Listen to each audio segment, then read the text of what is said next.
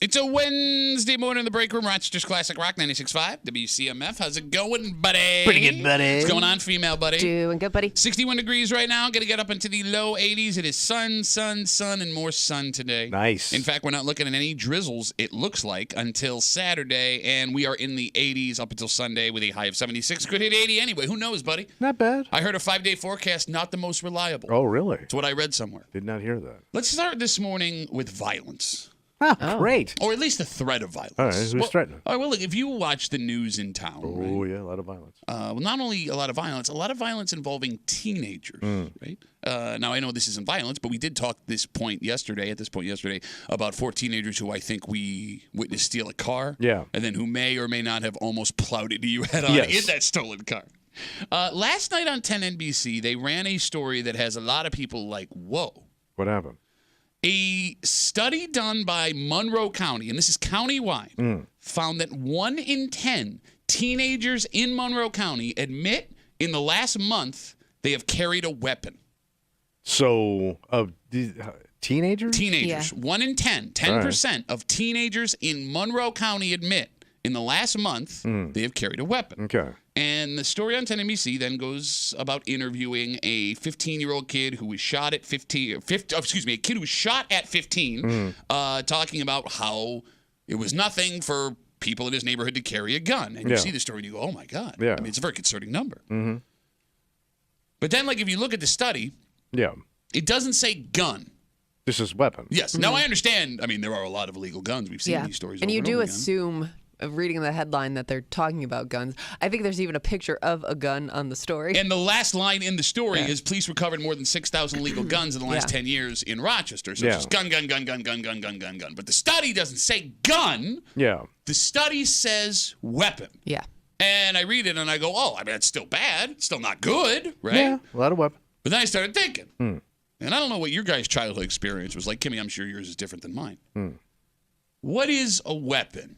Right. A knife is a weapon. Like a pocket knife? Is Pocket that knife a weapon? would be a weapon. I mean, that's a weapon, right? Yeah. Brass knuckles is a weapon. I guess anything you could swing. Baseball bat would be a weapon. So, all right, so yesterday you saw a kid pull a gigantic screwdriver out of his sleeve to open up a door. A comically large screwdriver. That's a weapon if you want to call it a weapon. I mean, you could do damage with a huge screwdriver on somebody. I guess that would be the purpose of why you're carrying whatever it is. Well, I thought he was carrying the screwdriver to break into the car. But here's the thing. I thought he was going to do a tune-up. The weapon is defined by the person carrying it because it was a study. Do you carry a weapon? And like you said, anything you can swing, a baseball bat will be considered a weapon. And I realized as I'm reading the study last night, so I don't know if this was like a 2000s thing, and the phone number is 252-WCMF, 252-9263, if you were a teenager between like 99 and 2009.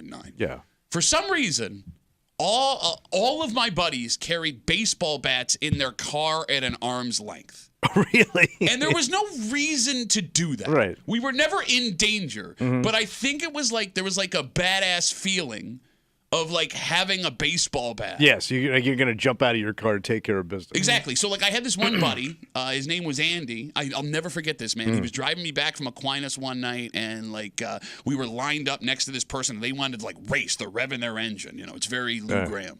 And he had like one of those like souvenir little bats. Like Bat Day? Yeah. And he like showed it to the guy. Like, I'm not going to race, but I got a bat I'll hit you with, I guess. Okay. And I was like, well, what do you do? I was going to say, seems unnecessary.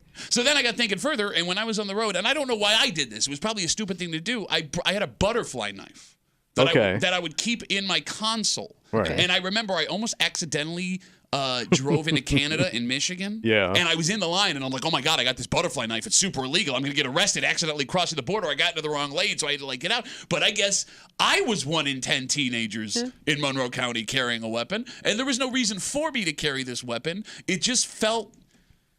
I mean, in my head at the time, I justified it, like, if anything goes down, I got this knife. But I guess looking back on it, it made me feel like a badass. Yeah, false sense of security. Right. Yeah. So I don't know if I look at this study, because obviously it's not good. No. But I'd love to see it broken down into what is being Weapon carried. category. Yes. And how many of those weapons are being carried by kids outside of the city of Rochester? Because, again, the way this story is written, you automatically think gun in the city. And, in fact, it is weapon in Monroe County. Okay. Right? So I told you a couple of times when I got pulled over on a road as a comic, and I'd have Florida plates, and I was a good 1,000 miles away from Florida. The cops always ask me if I had what I had in the car.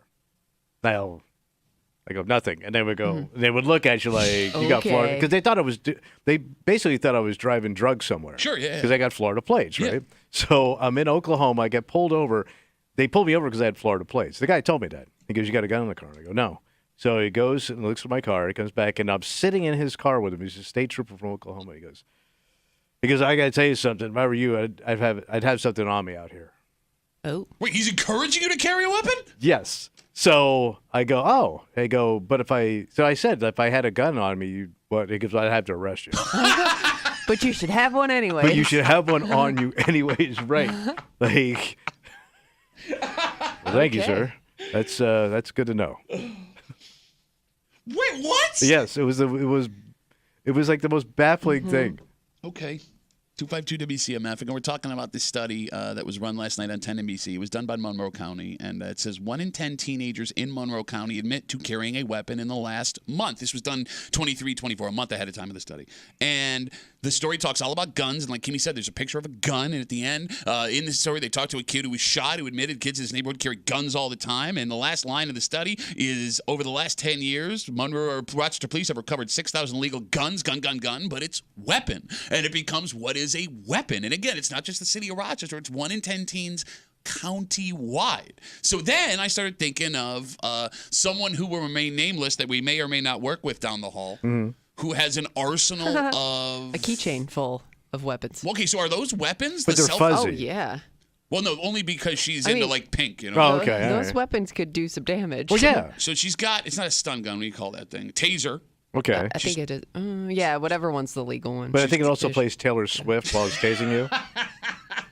She has pepper spray. Yeah. Right. She has the cat eyes. I think it's even got like the. Wait, the Lee Zeldin thing? Yeah. Yeah. Right? She had those, right? Yeah. Yeah. It's part of the Lee keychain. Zeldin thing. Is I that going know. to be his legacy? What else? He lost, man. If you don't know what cat eyes are, they're like brass knuckles with sharp ends on it. It's the face of a cat. Right. And when you punch, bad things happen. It looks adorable till it hits you. And what was the last thing you said? There was one more. Did she have the baton, too?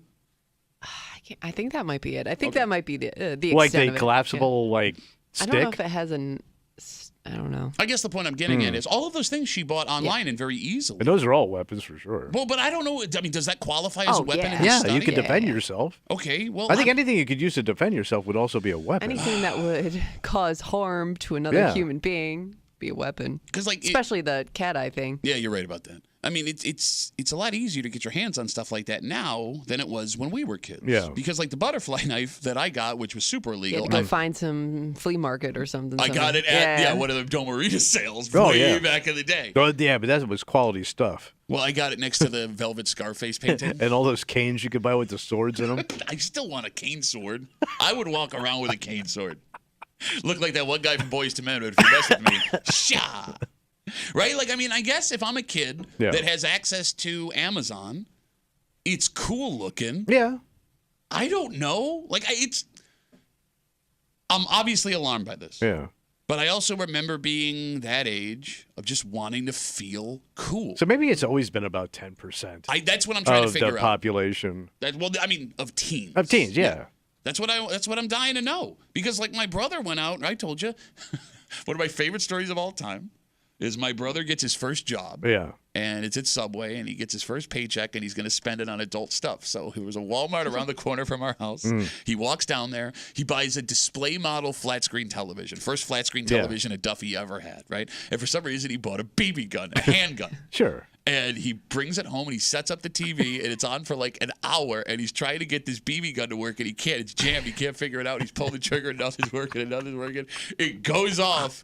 The BB hits the screen, ruins the TV. Life Yeah. is cruel. Yeah, and he couldn't bring it back because he bought the display model. There was no warranty on it, and he was so pissed. He spent so much money on the TV. He kept watching TV through where the BB shattered. So the it was TV. like all kind of. Oh, it was bad. Yeah. But that's a weapon. Yeah. Oh, yeah. And my brother, who's the softest of soft boys, Yeah. the gentlest of kindest, Very kind kid. would have qualified as Yeah. a teenager. Like having a pellet weapon. I'm gun, just all thinking, that stuff. how many guys I knew that inherited like buck knives and things like that from their grandparents or dads. Like it was just something that you were, yeah, of course I have one of those. You don't? You know what I mean? Yeah. I do feel. I'm sorry. Go ahead. No, when I was a kid in Florida, every kid had that knife. Like, it was holstered to their belt. And you went to school with those things. Like, okay, now that you bring that up, I'm 38 years old, and I don't even think I've outgrown that wanting to, like, feel cool with a knife. Because, like, so there are days I'll see guys walking around, and they got that, either the clip-on switch knife or the one you just It's like a brought utility up. knife almost. Or the one you brought up. It's got the leather holster. Yeah. And I don't need that. There's no reason I would want to have that. Yeah. Other than I feel like I should have that. Because that's what a man does. Got a knife on him. Because I got to do some cutting. It would make me feel like more of a man. I'd be afraid of cutting myself. That's why I haven't got one. Same way I didn't want a gun in a car. Like reaching around for the actual alcohol I was also trying to drink. Fire one into the transmission. Well, son, I got to be honest with you. I'd not shot your transmission there. Yeah. That was a goddamnest thing, man. Even when I think about it today. Like, yeah, I'd have to hold on to you and see what you... Because basically he was saying, like, I gotta run a check on you, so you're going to have to come with me. Mm. Thank you, sir. Going back to the whole knife thing. Yeah. I even find myself, like, when I go to stores that have, like, the knives under glass. Yeah. Like, I'll go look at, like, the ones with, like, the ornate handles. It looks like, like turtle shell with the ivory, whatever it looks like. I'm like, yeah, it looks pretty damn cool. I look really... Can I just try on the holster, please? Yes. So, what's... Right, you wouldn't feel. I mean, that jacket screams sissy Safari. knife, right? Yeah, Safari. Yeah, you should have a knife made out of a turtle that like you shot. like a pearl inlaid dagger. Exactly. Yeah. Like you wouldn't feel cool carrying a buck knife on you. I think I'd look stupid. Yes, you would, but only to other people. Only to everyone else but yourself. Like, is there a law? There is a law on how long a knife can be that I can carry on me in public, right? Was it 3 inches? I think it is 3. Like I said, like you can have a 3-inch knife on you legally. Again, don't take what we're saying as law. I thought we read that at some point. Mm-hmm. All right. Because the coolest knife to carry on you. Well, the number one knife, switchblade. No. Yeah, you hit the button. No, I mean it is, but that. I mean, the movies it was always like. Can I ask a question about that? You have to be really sure which side the knife comes out of, damn right? Sure, gotta be careful. There is a way for that knife to like end up in your hand. Yes. Okay. Yeah, you don't want to look like dumb James Dean. Dumb James Dean? Ow, man. You don't understand me. You keep talking, and my hand hurts. Was that Jack Nicholson starring in the James Dean story? Yeah. By the way, I love how you call him now smart James Dean. I don't know, based on how everything ended. Yeah. But no, like I'm talking about the Crocodile Dundee knife where you can see that's a buck. Is that a buck knife? Who are you asking? I'm a guy who admitted that I fantasize about buying a knife that I don't need. That I do know. That is I'm not making this up. That's a Bowie knife. That's what it is. Yeah. It's a knife, James Dean. But like this. What were you going to say? Just so you know, you can... Well, this is New York City. It says New York City prohibits the possession in public of a knife with a blade that is 4 or more inches. Okay. So I don't know if that's all of New York, but... It has to be. It has to be long enough to cut a sub in half. Don't go to New York City with a 4-inch knife. Sounds like a Ribs Arkansas song. So, I mean, I don't know what to make of this because I don't want to be one of these folks that falls into like, all right, look out, look out. I mean, we come down here every single day and look, I get it, man. Like it can be scary. Yeah. Like it's scary times. You see the stuff going on in the news and you hear stories from other people, right? But at the same time, I mean, I've been coming down here every day since for 12 years? And knock on wood, other than watching a teenager pull a comically large screwdriver out to steal a car yesterday, I mean, we've been pretty safe, right? So I don't know what to take away from this. Relax. And if I was someone at that age, living in the suburbs with a dad who was a police officer who was doing exactly what was described in this study, I don't know. I don't know what to make of that either.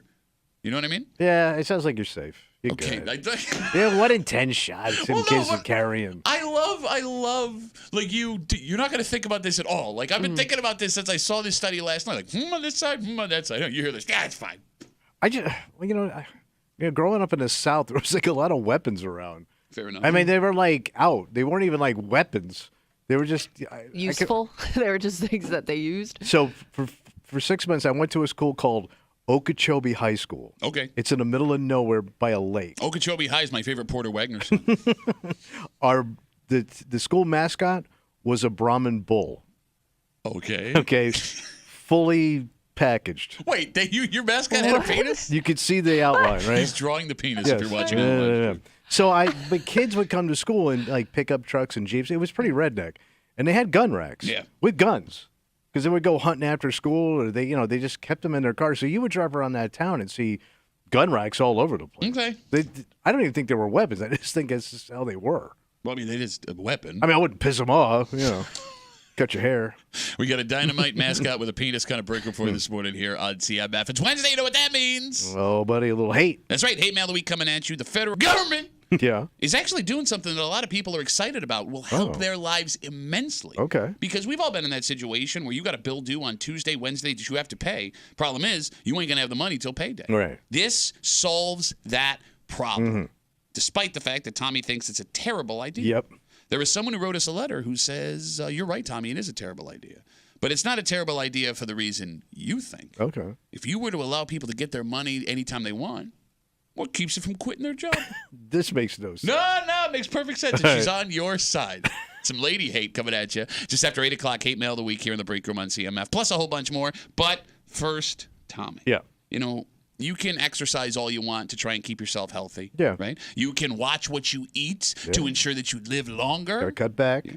But there's very little you can do for your brain. It's a very mysterious organ. How do you keep your brain healthy? Exactly. How do you keep yourself from falling into Alzheimer's or dementia or something like that?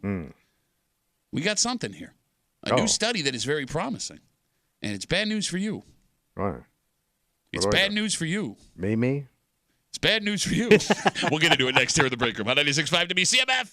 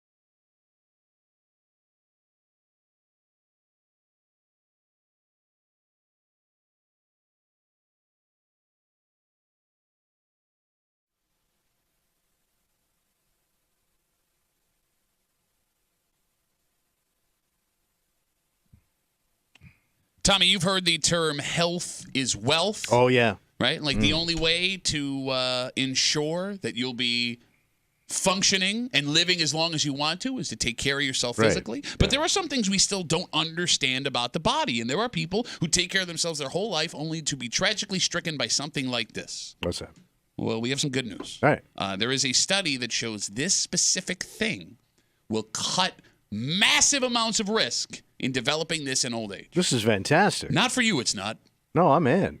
No, it's over for you. I'm all in. You're hanging out in the break room. Rochester's Classic Rock 96.5. WCMF, just after 6:45, Tommy, you believe the beer world has gotten out of control. Bro, what's left? Okay, I'm going to tell you what's left because an Ivy League college and a brewery in our region have teamed up and believe this plant, which is a beloved ingredient of all you Italians listening, is the new big-time player for beer. So it will have the flavor of this plant? Oh, it will be made with this plant. Oh, wow. And we'll get into it just after 6:45 here in the break room on CMF. Tommy, a new research study suggests Yes, what they say. that you can cut your risk of dementia Wow. by having a purpose. A purpose. A purpose. All right. A massive study, almost 62,000 people determined that you had a 20% lower risk of developing any kind of dementia if you had a purpose as you got older. So describe a Like, purpose is that a kind job? of vague. Okay, see, Is it not? only a man who doesn't have a purpose would be able to just define Well, purpose. take out a job. Okay. Because let's say you retire. Yeah. All right, so that was most people's purpose. Sure. Well, now what am I purposing? Well, Okay. it could be being a grandparent, being, you know what I mean? Like there are other, That like there are scares the other crap things. out of me. There are other things you could focus on at that point in life where you feel like this is now my new purpose. All right, the phone Oh, number is that? Remember that book that guy wrote? A Purpose-Driven Oh, that Life? book. Yes. The one with purpose in Yeah. it, you idiot. Yeah. So I get a book like that. Well, no. There's lots of things that can give you a purpose. Children give you a purpose. Your job can give you a purpose. No. A hobby can give you a purpose. Volunteering, helping others can give you a purpose. Okay, you keep thumbs down, you're losing your mind, man. Sorry, it's over. Like I said, you're not going to like this, and you got no shot at making this work. What about hobbies? That would be a purpose. All right. You I got Netflix hobbies. is not a hobby. What is a hobby? Netflix. It's kind of a hobby. I feel like I could see you just sitting, plopping yourself down in front of that TV every day, getting into a new show every day, and that would be your hobby. Who don't love a good plop? No, that's fine. I'm all about plopping too, but your brain's turning to pudding just staring at Netflix as you're getting dementia pudding. because you don't have a purpose. I like music, I Okay. like music. I like Netflix. But what? alcohol, cigars. No, but that That's doesn't. 3 purposes right there. But those don't drive Do you feel accomplished? Oh, yeah. That's a dumb question to ask you. Yeah, good point. Maybe his arrogance Yeah. saves him from getting dementia. Look what I did today. I smoked a cigar, drank a bunch of liquor, and listened to Miles Davis. Listen, if we both have very active wives, so that's going to be my purpose. Okay. Okay.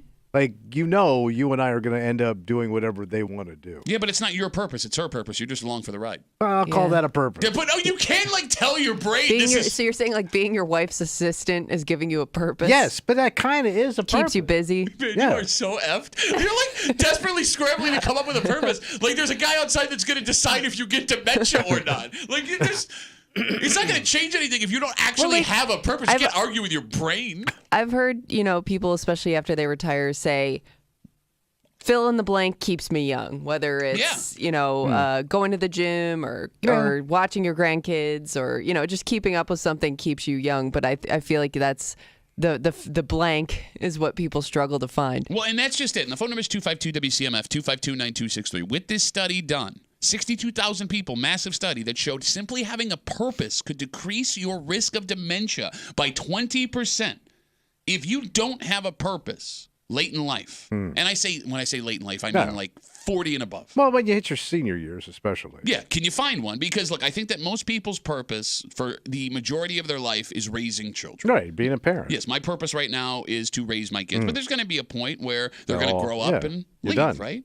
And I think that everybody that has kids that, had them leave the house realizes that all the hobbies that they loved and the relationships that they had aren't what they thought they were when the kids are gone. So that would be the ideal time, 40, 50 years old, when you got to find that purpose again. Yeah. You never did. Well, my purpose is this. Okay. Wait, this is your purpose? Radio, yeah. Sitting there being a jerk. Wait, Can a jerk? Yeah, what if I'm just a jerk? That's my purpose. I mean, I guess I don't know. Maybe that could be your purpose. King That's a lot of people's purpose, I think. So, like, my mother and father, my father had really bad health at the age of 55, massive heart attack, and it went downhill. But he lived to be 87, and he had his wits with him till the end, but everything else was shot. Yeah. My mother, physically fine, as you well know. Yeah, oh yeah. But her mind was shot early on. Like, by 75, she started going downhill. Because my father controlled everything, wouldn't let her have any friends. Okay. She didn't do anything but just serve him, and she kind of lost her mind. Oh. She lost to her your point. She lost her purpose. She had no purpose. There you go. Once her kids moved out, it was him, and he just bossed her around like a servant. That's kind of creepy. It's very creepy. It's very abusive. Well, yes, absolutely. But I'm saying with the knowledge that we have now, it's like, well, that kind of checks out everything we're talking about here. It lines up purpose. Dude. I mean, perfectly. So, like, my father was so excited when my mother quit drinking at around 70 years old. Okay. He loved it.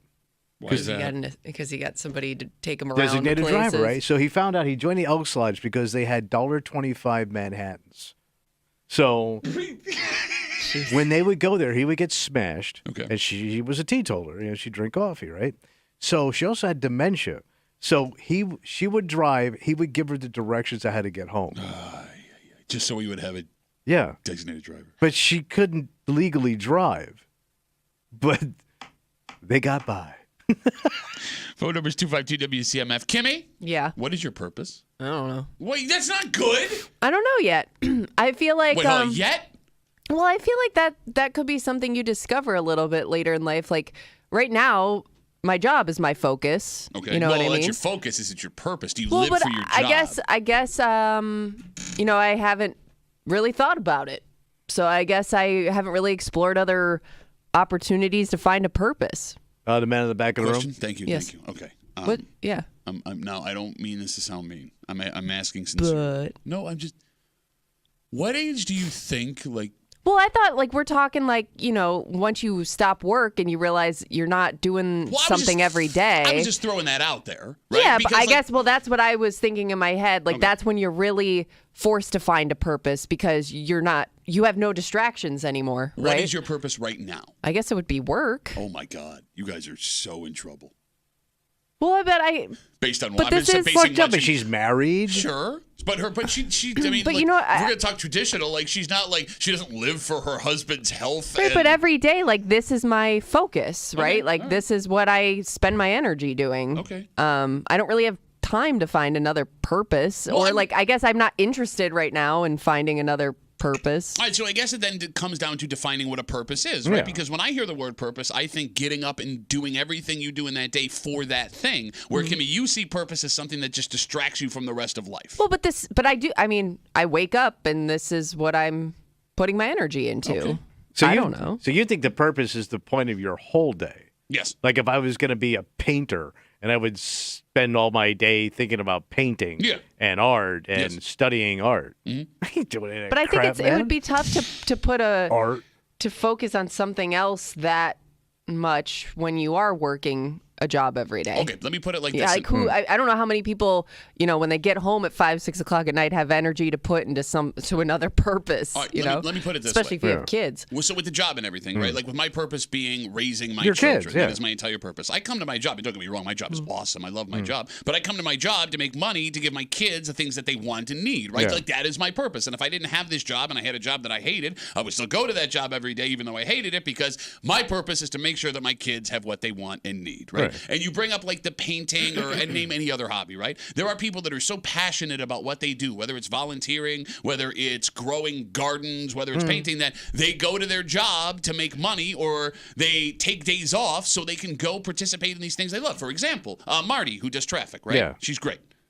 She loves wineries and she loves running marathons. Oh. Right? And like those are her two passions in life, right? And every time she's not at her job, she's doing those things. And I assume that she comes here and does her job so she has the money and the time to go do Right. those things. I look at you two and I'm not insulting. I am not. I'm just Here observing. it comes. I'm just observing. Hey, I'm not Insult. I don't see something like that from you guys. I'm not running a No, marathon. you're missing my point, man. When you come here to make money, you make money to have time and money to do what? Get to my retirement. Okay.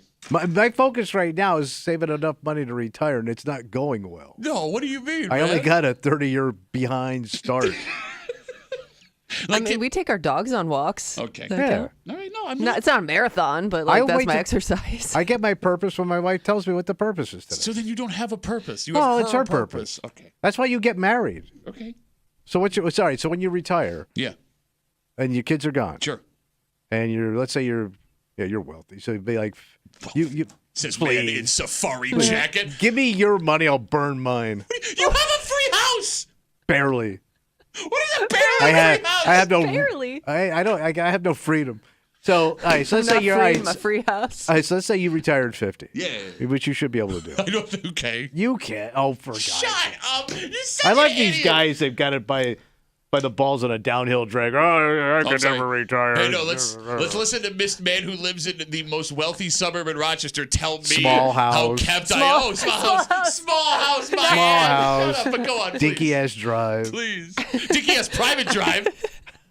What You were wouldn't saying. want the upkeep. All right, so what's going to be your purpose? And that's what I'm figuring out here. I don't know, and that's what's so scary Well, you about like this. sports. You could teach boxing. Okay, what, at 50? 60? That seems Most to of be the those age where the people How do old's it. the guy that taught you? He's ancient. But he's been doing it his whole life, right? He Like, did he's it in the been- Coliseum. Yeah, I you don't could know. you could teach. But I don't know but I don't know if that's gonna give me the purpose that I need. Yeah, but you like that kind of stuff. I do. But the point I'm making and what we're You're discovering, not doing it right. what we're discovering Yeah. with you two Yeah. in this study, right? So I have no purpose. Well, no, everyone knew that. Eventually, it gets to a point where what you live for, you can't live for anymore. So what do you do then? Well, Figure it out when I can't live for it anymore. yeah. Okay. I can't I think teach that's it a no lot more. of people. I think once you start to get bored, that's when you realize, okay, I need something. Hey, I need move on to something something else. else. I'm with you. I'm with you 100%. I guess what makes it a little more urgent and scary now is if you have something that gives you a purpose, it increases your chances Yeah. of not having this horrific thing that you watched your mother go through, right? All right. And you loved her so much and were so caring for her Yeah. that you dumped her ashes on the floor of the studio. Oh, it's a little joke. And she lives on now in Western New York, where No. she was raised. No, she lives on in the vacuum cleaner or the cleaning crew that came that night. Yeah, it's probably in a landfill. You know, they say variety is the spice of life. Oh. And if you love beer, there's plenty of variety Oh, right yeah. now, right? You can try Endless. everything.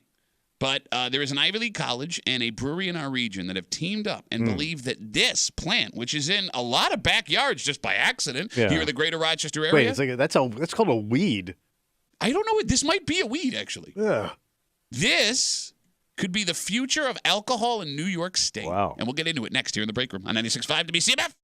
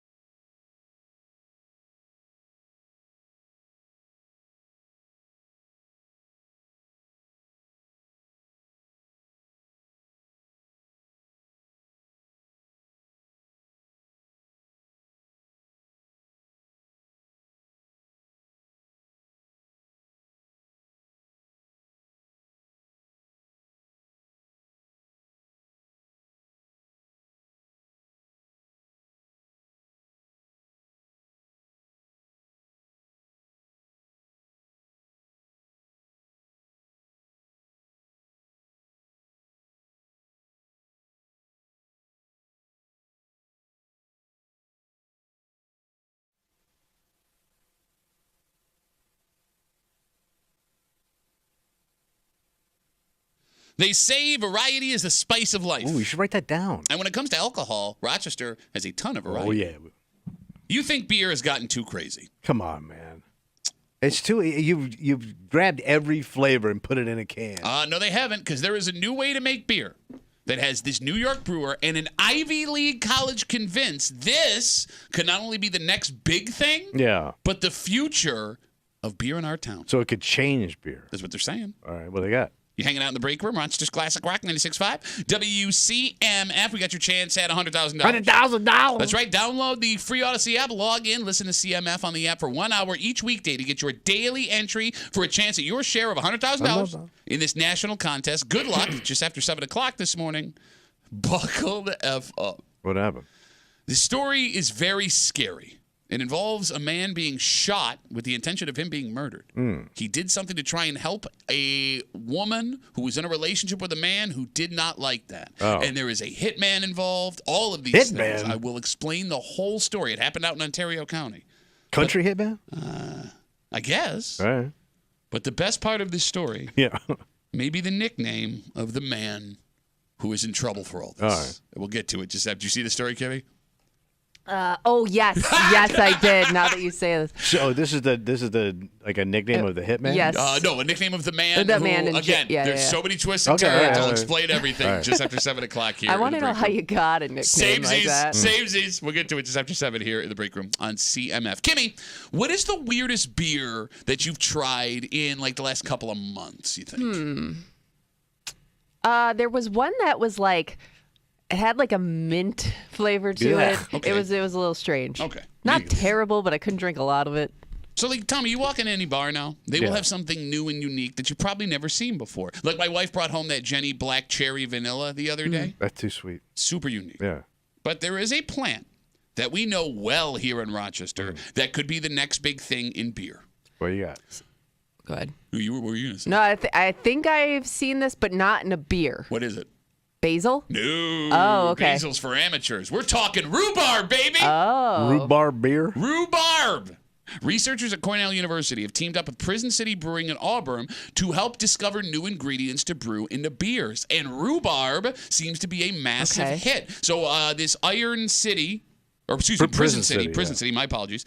They've developed what they're calling sour ale with rhubarb, and it's been selling out on draft. People love it. So I'm trying to think of the last time I had a rhubarb pie and what that tasted. Yeah, I don't. Tastes like I can't. I can't remember what rhubarb tastes like. Delicious. Same.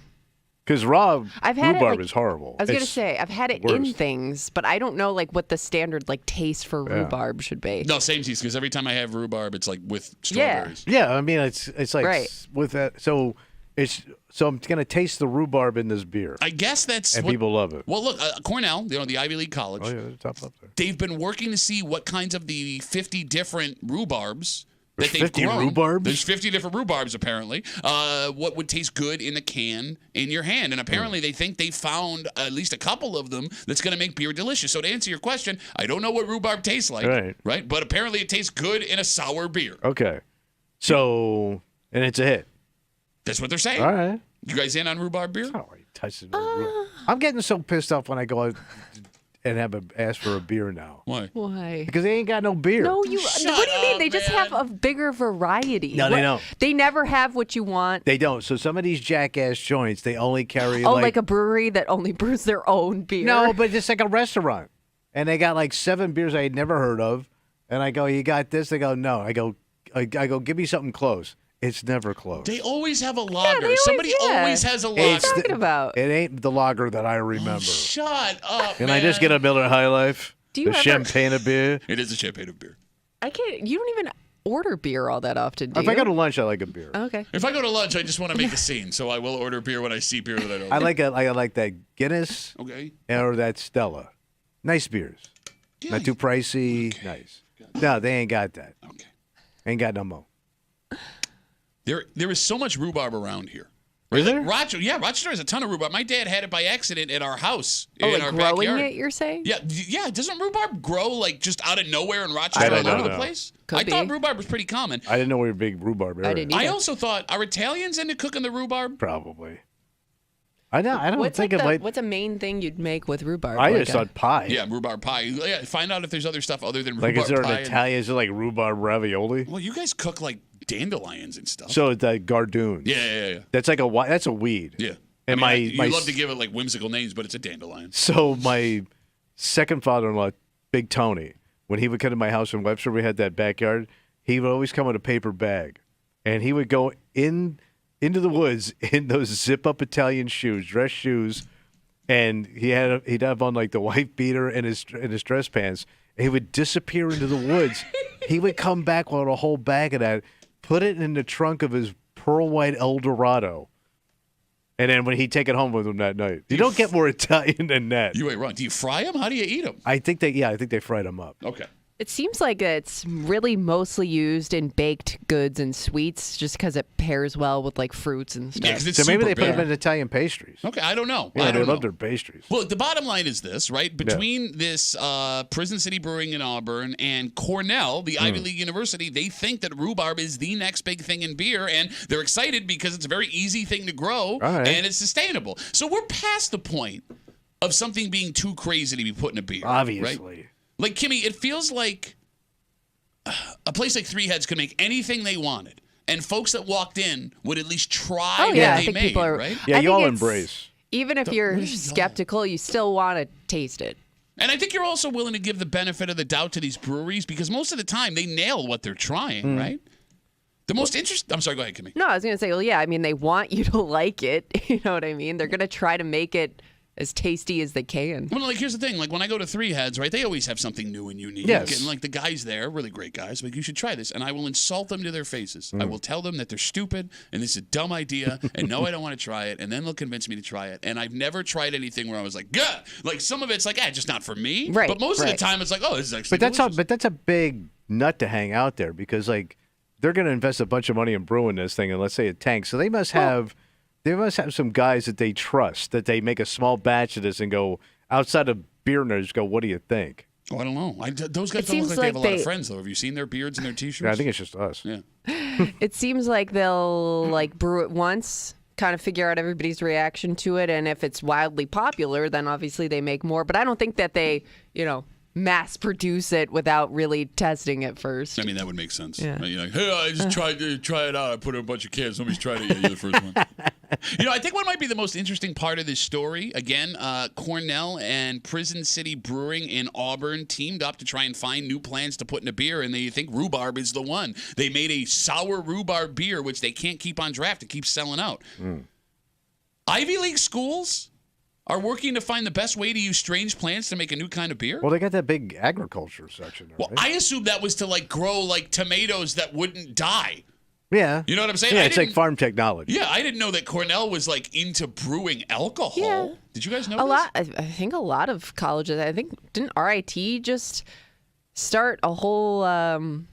Brew It class. was like a brew. It was like a brewery class. I or remember the beer class, yeah. but can I go to college to learn to make beer? But these are scientists working on it. I don't so see that's why your not. point. Yes. They're in a lab with rhubarb and brewmasters putting this together. And I guess when you say it like that, everybody who runs a brewery is a scientist, right? It is a science. Yeah. Yeah, No? they're like grungy scientists. Grungy scientist sounds like the name of like an early 90s cover band yeah. that dads do now. We're grungy scientists, thank you. Here comes Nirvana and more Nirvana. We'll do some Pearl Jam, then some more Nirvana. No, I mean, how, if I can go to college to make beer, how is that not the most popular major in America right Maybe now? it is now. Or like, if you go to college for like your major, then you got, what do you call the side stuff? Minor? So you would minor in brew? I Brewing? don't know, you idiot. Like, let's say you go for like regular ass thinking, and then you want to do some beer thinking on the side.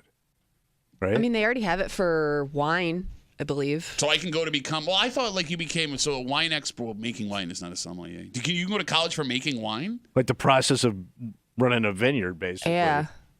Crushing Again, I the think that grapes kind and of all falls under the agriculture Oh, you category. You can major in wine and with a minor in stomping. I didn't know like Ivy League did farming. Well, isn't no, Cornell known yeah. for that? I didn't know that. It's the Until I moved here, I agriculture did not know that. Okay. Well, I didn't. Well, I mean, it's complicated stuff. It is.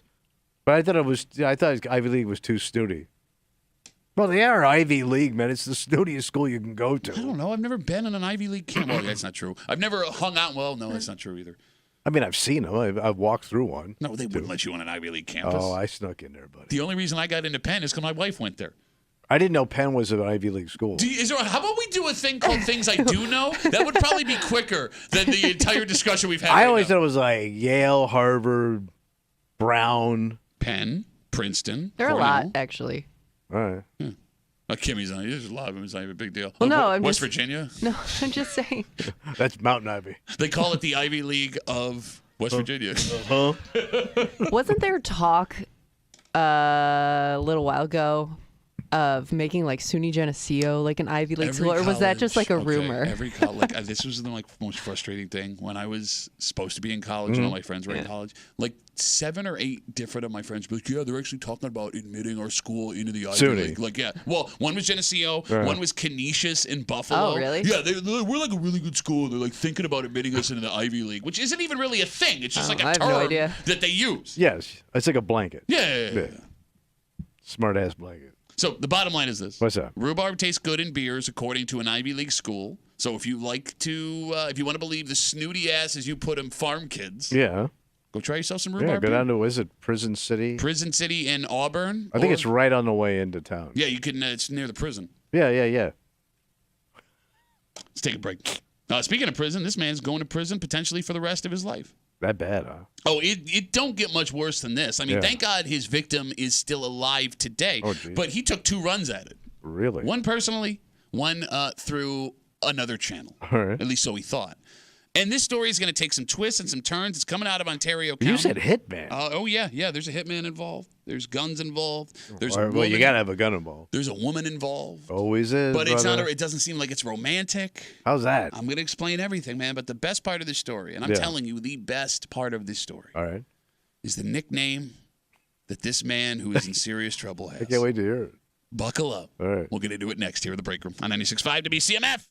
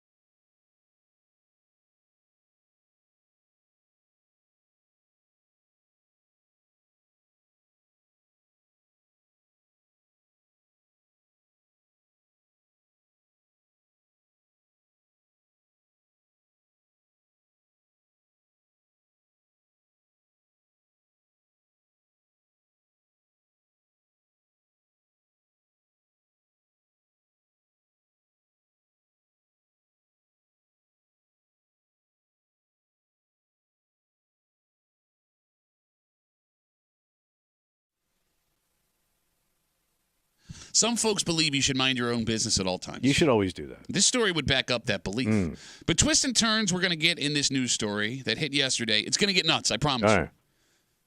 As bad as it was for this victim, based on how it turned out, it could have been even worse for someone else if he didn't step in and help.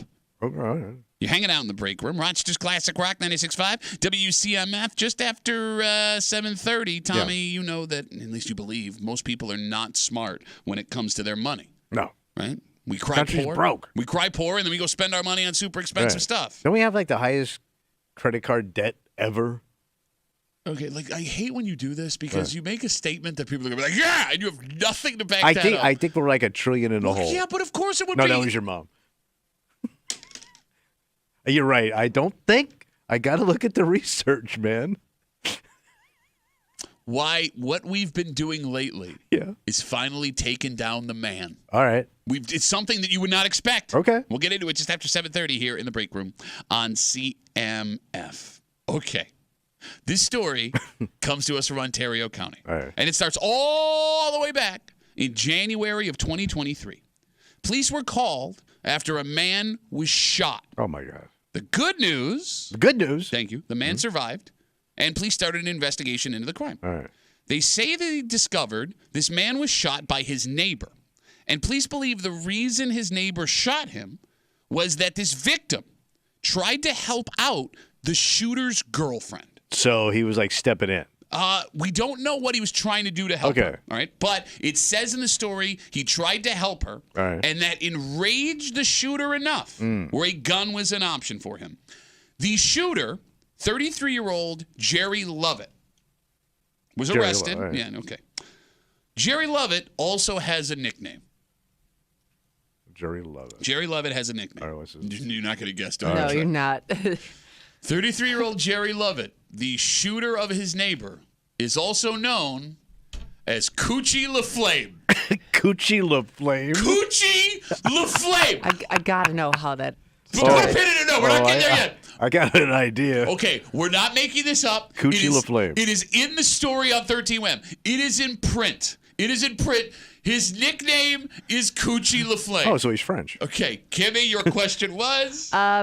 How do you get a nickname like Coochie LaFlame? Because it has nothing to do with his actual name. Like Okay. you can't see like that name eventually morphing into Coochie LaFlame. Yeah, Jerry Lovett and Coochie. There would be like 50 different ways. Well, you got to break it down. Okay, right? let's How break you it do down. in school, right? Let's break it down. So let's go with first of all, Coochie. Yeah. All right. We all know what the Coochie is. Mm-hmm. All right. And Le Flame Yeah. What is that? means he likes him some hot Coochie. He only dates hot Coochie. He only tastes up on the hottest Coochie. No, that's the stupidest explanation I've ever heard. That's What the el- least likely it says explanation. hot Coochie. Okay, Hot- Give me, there's two ways he got Coochie the Flame. Yeah, how's That's that? a nickname. Either Okay. one, he's spreading venereal disease all over town, setting Coochies aflame. Well, that would still be a guy that likes hot Coochie. No, well, every Coochie's hot in that way. So you're saying a hot Coochie means it's infected. Well, no, I'm saying like he is. That could be it. That's a possibility. All right. It's also possible that he's so good at lovemaking that when he gets down there, he sets them Coochies aflame, a la Coochie the Flame. Well, I think that's kind of what Tommy was saying. no, he Yeah. was saying he only dates hot women. That's what he's saying. Well, I'm sure the guy's got standards. What are you talking about? He's got a gun. That's what he's got. All right, I also want to know, Coochie LaFlame. would you want the nickname Coochie LaFlame? It ain't the worst nickname to have that you tear it up. Well, but that's if you're tearing it up. Yeah, Well, how because else- everybody's going to walk around calling you Coochie. And you'd have to Cooch. explain to people, oh, that's not actually my name. Yeah. Yeah. Well, how'd you People are get going to have some questions about that. Like, Tommy, would you be cool if we called you Coochie LaFlame for the rest of your life? Cooch. Yeah, I think it'd be pretty cool. You dress like a Coochie LaFlame. Okay, so Coochie LaFlame Yeah. shooting his neighbor over an issue with his girlfriend is enough to end this crazy story for the day. Yeah, it's pretty cut and dry. We're not done. Tommy, after Coochie LaFlame was arrested for the shooting, Yeah. authorities say that while in jail, Yeah. he tried to hire a hitman to finish the job he couldn't with his neighbor. He wanted him dead, Coochie did, Yeah. so he couldn't testify against him in court. So he's throwing around a little coochie cash. You got it. All right. The hitman he tried to hire, turns out, was an undercover agent for the ATF. Aren't they always? Every time you hire a hitman, it turns out to be a cop. So we'll talk about that in a All right. sec. Just to give you the rest of the story. On All May right. 2nd, a jury convicted Coochie of first and second degree attempted murder. He has been sentenced to 43 years to life. Wait, coochie in the can? Yeah, that's right. All right. Run, boy, run. All right, so Tommy, you were asking about the hitman thing. So every time I hear these hitman stories, it always turns out to be it's an undercover cop Yeah. or That's how the you get guy says he's going to do it, then he just turns the people in. It doesn't seem to ever hiring a hitman doesn't seem to ever work. All right, the phone number is 252-WCMF, 252-9263. Do any hitmen actually exist in America? Like that's Like their job. real hitmen. Yeah. And they don't go to jail. They're just like undercover whack a guy. Yeah. Well, I guess if they're Like the really mob. good at their job, you wouldn't know. Well, but eventually they would, I mean, someone would have to get caught. When's the last time you saw a hitman Yeah, I see successfully what you're kill saying. somebody? It would be impossible for that not to be caught once or twice. Because I mean, it would have to look like the guy was executed, so the cops would investigate. Unless these hitmen are so good, they don't make it look like an execution. Yeah, make it look like an accident Suicide or or something. you know something like that. No, because when you say so good, like we look at hitmen. We had hitmen in this town, hitmen that were very successful at killing Right, but people. those were mob guys. The point I'm making is these guys just walked up and blew people away. Like there wasn't like, I think that There's your a lot idea of planning involved. Exactly. Like your idea of a hitman is all from movies. Like maybe those hitmen never existed. Oh. Because I always figure like you didn't see it coming, so you got shot in the back of the head. Okay. Like we're like if somebody's pissed off at somebody in the heat of the moment, you just pull out your piece and you shoot them. You're not really thinking how this looks. Okay. I guess you can also, And how- when they I turn guess- around, shoot him in the head if you're really mad at him. yeah. If you're a real hitman, how would you find business? How would Yeah, you? I mean, if you you- know what I mean? Like, is this like a friend of a friend recommended you? Like, how? It's not like you're gonna like trying to advertise. You're gonna get caught, There's not a Yelp for hitmen. right? 2.5 stars would not use Well, it. that's what I also wonder if you are somebody seeking a hitman. All right. What's step one of that process? I guess Because you I'm would. guessing if you Google it, it's probably a red flag. Yeah, no, that's a good point. So it's got to be word of mouth. Okay, well, there's word of mouth, and there are also people who claim you can hire a hitman on the dark web. Okay. But I don't know what the dark web is. But I'm guessing they also monitor the dark Yeah. web. No, you can't monitor the dark web. That's they why it's the can't? dark web. Oh. That's why you can buy and sell all kinds of crazy stuff. Man, you don't even know. All right, so going back to the initial part of the story, again, 252-WCMF, 252-9263. We're talking about this 33-year-old man from Ontario County. His name is Jerry Lovett. Police say that he shot his neighbor, trying to kill him back in January of 2023 after this neighbor, quote, tried to help Jerry Lovett's girlfriend. Jerry Lovett's nickname, Coochie LaFlame. Again, we're not making that up. It is in print. It is printed, Coochie LaFlame. Mr. LaFlame. While 33-year-old Coochie LaFlame was in jail awaiting court time. Yeah, I guess. Right? Trial for sentencing. no, he wasn't convicted yet. All right. Awaiting being in court for the shooting. He tried to hire a hitman, according to police. That hitman turned out to be an undercover agent in the ATF. So, this man who was shot in the first place, Yeah. the neighbor of Coochie LaFlame, paid dearly Oh, yeah. for trying to help this woman. Changed his life. You got it. But you can make an argument based on the shooting and Coochie trying to hire this hitman afterwards that if he didn't insert himself into the situation, things may have even ended worse for the woman he tried to help. Okay. Did this neighbor, victim of Coochie LaFlame, do the right thing? No, I don't think so. Why? Because, like, I'm not.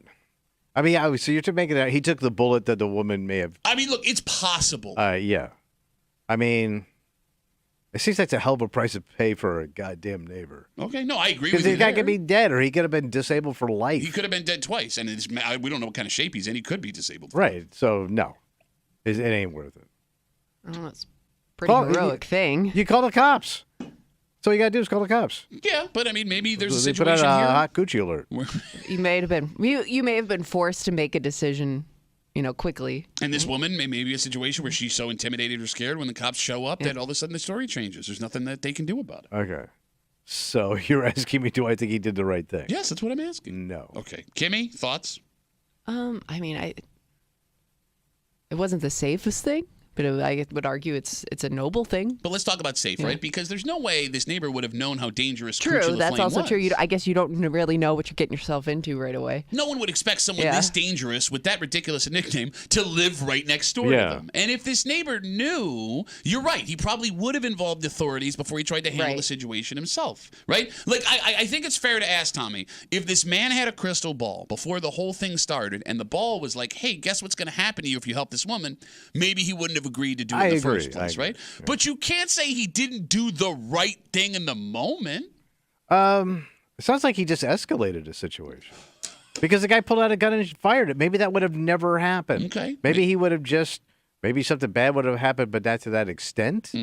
But now you got bullets flying. So you caused that by sticking your nose in there. Did you hear what? But my mic's off. No, it's good. She's just gonna light me up. No, I was just gonna say. Well, I guess you don't know where it would have gone. I mean, it still could have ended up that way. It's none of my business. No, but it is kind of your business. But you caused that gun to be discharged. You're blaming? This is the ultimate victim blaming. Yes. The ultimate victim blaming. He is. Write it down. Jesus. Write it down, baby. How dare you try to help this woman that could have been in serious danger? You are a dumb man. All right, so let's say you stick your nose in where it don't belong. You're gonna stick your nose into Coochie's business. Into that hot coochie. And let's say that bullet goes astray and hits somebody else. You're saying you're putting other people in danger? What's nothing to do with this. And that's on you. Okay. You went in there thinking you're some kind of like expert in domestic violence or whatever the hell's going on over there. Yeah. You don't do that. All right, well, no, let's run the other side of this because you want to talk about scenarios. Let's run the other side. I'll straighten you up. Yeah, let's say that there was something going on here, right? And he had the ability to step in. Maybe it is a domestic violence situation. We don't know. And he doesn't step in. And then a week later, that woman's found dead.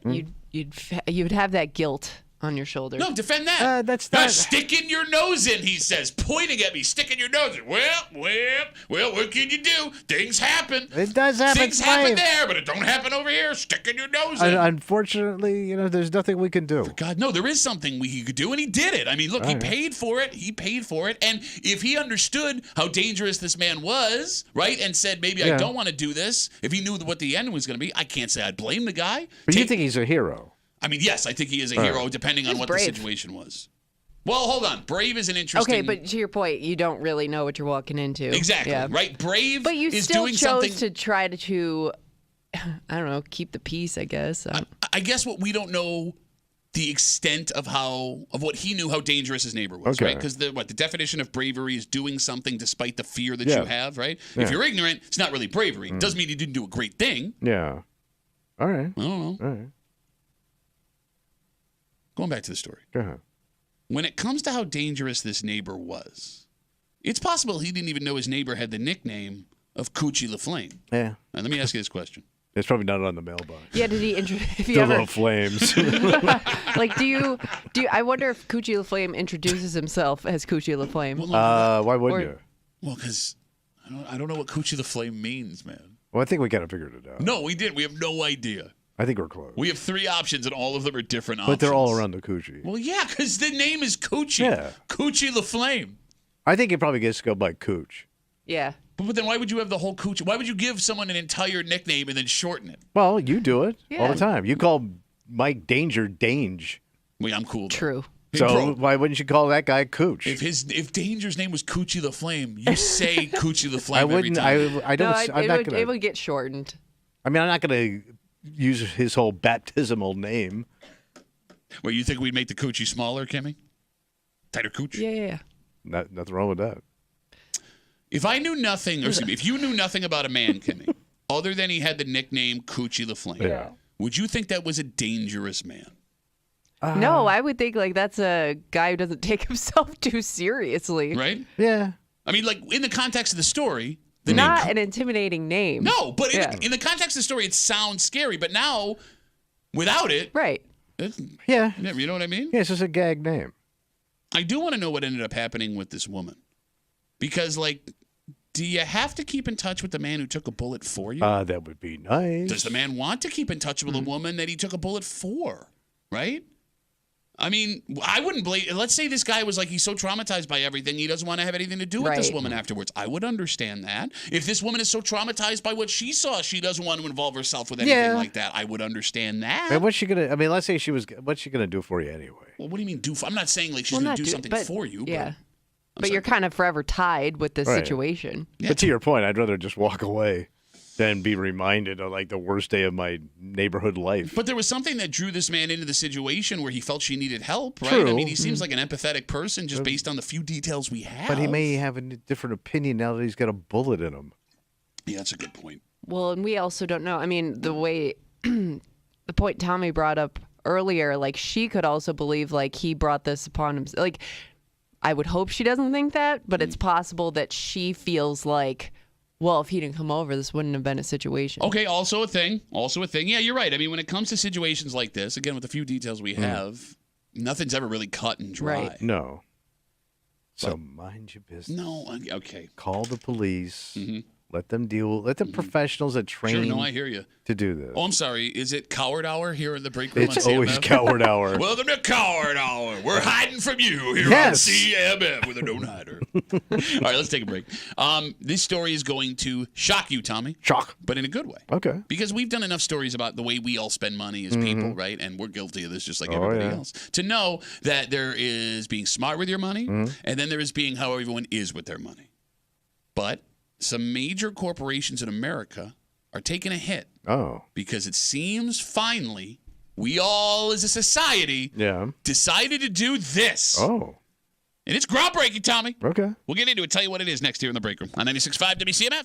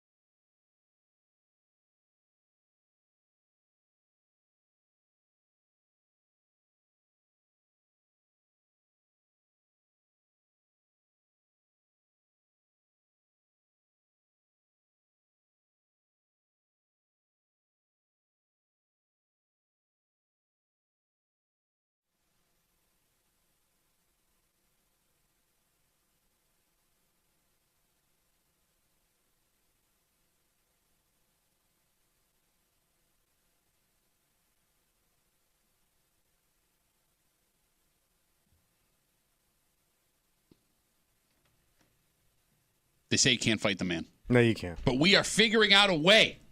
Because it turns out those high prices we've been paying for a whole bunch of stuff, Yeah. they were priced higher than they had to be.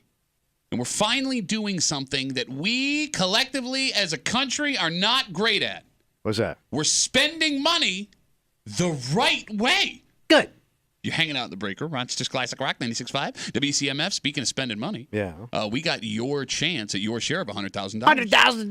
Download the free Odyssey app, log in, listen to CMF on the app 1 hour each weekday. That is your daily entry for your chance at your share of $100,000 in this national contest. Just after 7:45, you would think losing your job, no matter how you lose your job, would be devastating. Sucks. But it turns out that bosses are now admitting that they're letting people go in this way to not hurt people's feelings. Wow. And we'll get into it just after 7:45 here in the break room on CMF. Tommy, did you know What's that? some of the largest companies in America are not doing so great right now? That's not good. Disney, Amazon, Walmart, similar companies. What happened? Well, folks are not spending as much money in their stores and on their sites and at their theme parks as they are used to. Oh. And it sounds like, when you see that story, that we are not spending as a country as much as we used to.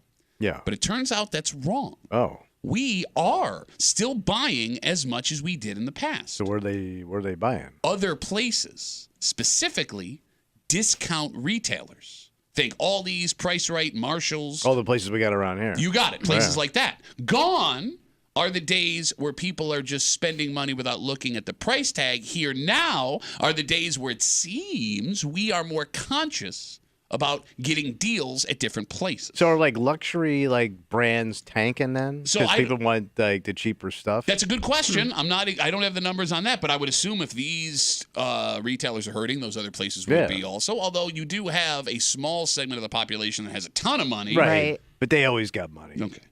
So here's the thing. Spending money in cheaper places, it's getting easier to do. Tommy, you remember during COVID, we were first introduced to terms like supply chain? Yep. Well, that's all better now. All right. Meaning that if stores wanted to, they could bring down the prices of things like meat, for example. Right. Some have, some haven't. And because we don't want to spend too much, we've been going to the stores that have brought down prices, which has forced places that tried to charge as much as before into dropping their prices. We saw about a month ago a story that both Walmart and Target were going to bring prices down, and they paid it like, look at this favor that we're doing for you. Yeah. Don't ask how these other places are charging less. We're doing this for you. Right. It sounds like most of us have started being very smart with our money, which, Tommy, isn't something we see on a normal basis. No, because we're usually not. We're usually, impulse buy. Yeah, I mean, you hear people bitch and moan about the price of gas, and then all of a sudden, after they take a picture of that gas pump, they're in North Carolina because they just drove their car down on a vacation, right?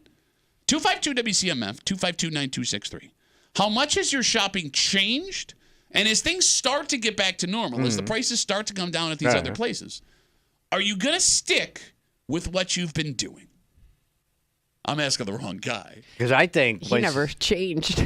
No, I'm also thinking we're creatures of habit. Okay, We'll go back to those bad habits. You think so? Once everything chills out, you'll go back to what you used to do. But the fact... Because the prices came down. No, you're right. I and get then we'll it. run our prices up again. But We're right back down again. But the fact that we did it in the first place is surprising because, like Rochester especially, we are very loyal to our grocery stores, right? Yeah. If you added a new place like Aldi's, is that going to be a placeholder until you can go back to the place you liked better before? Or has a place like Aldi's become now a comfortable spot for you to go shopping, a place to slide in with the other stores that you also go to? Because it is easy to get swept up in the excitement of a new place. Sure. A new place, and I'm sure you've probably found products that you like there and things that you enjoy about that place that now that's kind of part of my routine, and I don't want to give that up again. Because, Kimmy, you've become an Aldi's person. Yeah, there are a couple things at Aldi's that they don't have at other jeans. places. I got my Are you talking about jeans all at jeans? Aldi's. I got my jeans at Aldi's is my favorite Ribs Arkansas song. We're wearing the same jeans, by the way. But you are. That makes him more of a bitch. Oh, my God. We're the same jeans. How about Kimmy couldn't fit into your jeans? How about that? I don't know if I could. They'd be way too short. Be capris. Capri. I got my Tommy Capris at Aldi's is my second favorite Ribs Arkansas song. No, but if I didn't start to seek out other things, I guess I wouldn't have known that I actually liked those other places. And now it's I don't know if I would go back to my regular routine of just stopping at the same place every time. So you are one of these people. You actively changed how you were shopping based on prices. Based on prices and convenience, yeah. Like if I knew I was going to go to the other place and it was like a busier time of day, I'd rather just deal with a better parking lot at some points in the day. All right. So then let's look at a guy like Tommy. Right. Who you are loyal to your grocery store. Yeah. And you will always be loyal to your grocery store. Yeah. Right. And I don't know why. Not that Wegmans isn't great. It's world class. Okay. No. Again. But you're so against trying something new. Well, it's so foolish. Like if this place is number one, okay. why would you go to number two when number one's here? Well, because if I have a situation where I can make my dollar go further at other places buying some items. I know. And you have everything. No, you don't know because you don't do you that. have so many options in the same area. It's not like you'd have to even go that far to try something new. You gotta. My wife Trader does. Joe's over there. You gotta Whole Foods. Yep. Yeah. Aldi's isn't far away. Yeah. My wife hits all that stuff. I do not. I shop behind her back to get the stuff I want. I'll just because I know she's not going to buy certain things because she thinks they're too expensive and they're a waste of money. So I will do that on my way home. Just grab that stuff at Wegmans and just bring it in because I know she won't get it. I love how an hour ago he was pretending he was I'm just a normal guy, right? You get a doctor wife. Meanwhile, he's buying all kinds of different colored pineapples behind his wife's back. Shut up. But my favorite part is if she came home and said, "Try this new thing I bought at Wegmans," and it wasn't from Wegmans, but you would try it just because you thought it was from Wegmans. Yeah. You're so against trying new things that even if you didn't go there to buy it, you wouldn't want to taste it. Oh, I'll take it a step further. Oh, go ahead. If she found a way to put an Aldi's product in a Wegmans package. That's what I'm saying. And he took a bite of it. Oh, and this is great. Even if he didn't like it. Yeah, no, it's amazing. Wegmans, oh, wow, this is awesome. You're brainwashed, man. I am. There is a cult feeling to the folks that shop at Wegmans, to the folks that shop at Tops. And again, Don't get me wrong. Those places are fantastic. But I do wonder with that borderline cult following. Yeah. How many people in this town are so Wegmans loyal that nothing would get them to check out something else? Because if it's not money, it's not going to be anything else. Right? There's nothing that Wegmans could do short of Danny Wegman saying the most offensive thing possible into a camera. Yeah. And even then, I think half those people would be like, they got great pineapples. But the bottom line is this. You're right. Wegmans is a premium grocery store that offers things that other places don't. But to get that, you have to pay a premium for some of those items. You get what you pay for, man. Okay, yes. If Wegmans went into other areas of business, let's say they started they had gas stations at Wegmans. all their stores. Okay. Yeah. Danny Gas. Almost like how BJ's does. Sure. I'm in. I'm only buying organic Danny's favorite gas. The same gas he puts in his Ferrari, you can now put in your tank. And it's only $16 a milliliter. No, but see, that's a stupid statement because you don't know if Wegmans would be good at doing gas. Well, they would. They would do the research. Okay. And they gas up all them trucks every day. I guess they know about gas. They know how to... 252 WCMF, 252-9263. Big time brands in America, places like Amazon, Disney, Walmart, they're suffering right now. People are not spending as much money at these places, and it's because folks, in an effort to save a dime, are shopping at now discount places. Think all these Price Right, Marshalls, like Tommy said, all the places around here. Right, Home Sense. Yeah, that we love, right? And they're finding that because these larger chains did not bring prices down when they were able to, and these other places did, that people said, F it, we're going to go shop here. And you're seeing now places like Walmart and Target now start to pull their prices back, thinking that these people will come back. Yeah. But they also thought they would never leave in the first place. All right. Right? Do you think people were so hesitant to try those other places because of the fear of being seen as a certain type of shopper? Oh, absolutely. And then when they just said, screw it, I don't care anymore, that's when they opened their mind to new places. No, I do think that there is because you have an idea of somebody that shops at Walmart or I know people that do their grocery shopping at Target, which is strange, but I guess they do have their grocery store there. No, because Tommy, everyone that doesn't shop at Wegmans, you have an idea in your head of what that person looks like. Oh, does yeah, for I can a point living. them out down the hall. No, you can't. Oh my God, that broad she Aldi to the bone. Would you look at Kimmy, not knowing Kimmy, and think she was an Aldi shopper? Yes. You are so full of crap. No, I would think she's an oldie. I love how you crush her for me. Oh, you don't drink nothing but premium, high-end, hipster-ass beer, buy your hipster-ass records. You think that woman shops at Aldi's. But she look oldie. She doesn't look Aldi. She look Aldi. She looked more Lori's Natural Foods than she looked Aldi. No, that's where she gets her hair done. But like, I will say this, I am surprised because I saw that thing too. Like Home Depot was having a problem now. Like people aren't, their profits were down too. Yeah. But the one thing I noticed when I drive down Monroe Avenue, like you say, it's got everything. Coffee is bulletproof. Yeah, you're right. Yeah, you're right. Because that line at Starbucks Always. and that line at Dunkin' All day. Donuts, it's like people are fighting to get off the street and to get that coffee. Well, they do say there are things that are recession-proof. Coffee was one of them. Makeup is another. Yeah. Right? Like, well, I mean, women went, they wouldn't look good for their fellas. But it's weird because you would think COVID would have killed that because you're not leaving the house. But and people got more into things like that when they were kind of stuck at home doing nothing. And along those lines, like Sephora is one of the most popular cologne, perfume. Makeup shops, Right. and Ulta also. Yeah. Like I get dragged in there sometimes with my wife and kids. It's never not packed. Nuts. It is insane. And that stuff is expensive. Yes, it is, right? So it is funny, like the side-by-side here. Like, yeah, fine, I'm going to go to a different grocery store to try and save a couple of bucks here or there, but I have no problem walking into a high-end makeup store and spending a fortune. Because, like, Or how about you'll sit in line for 12 minutes at a drive-thru to get a cup of coffee? Yeah. But, I mean, look, you can't sit here and say anything. Yeah, I know. Well, I did.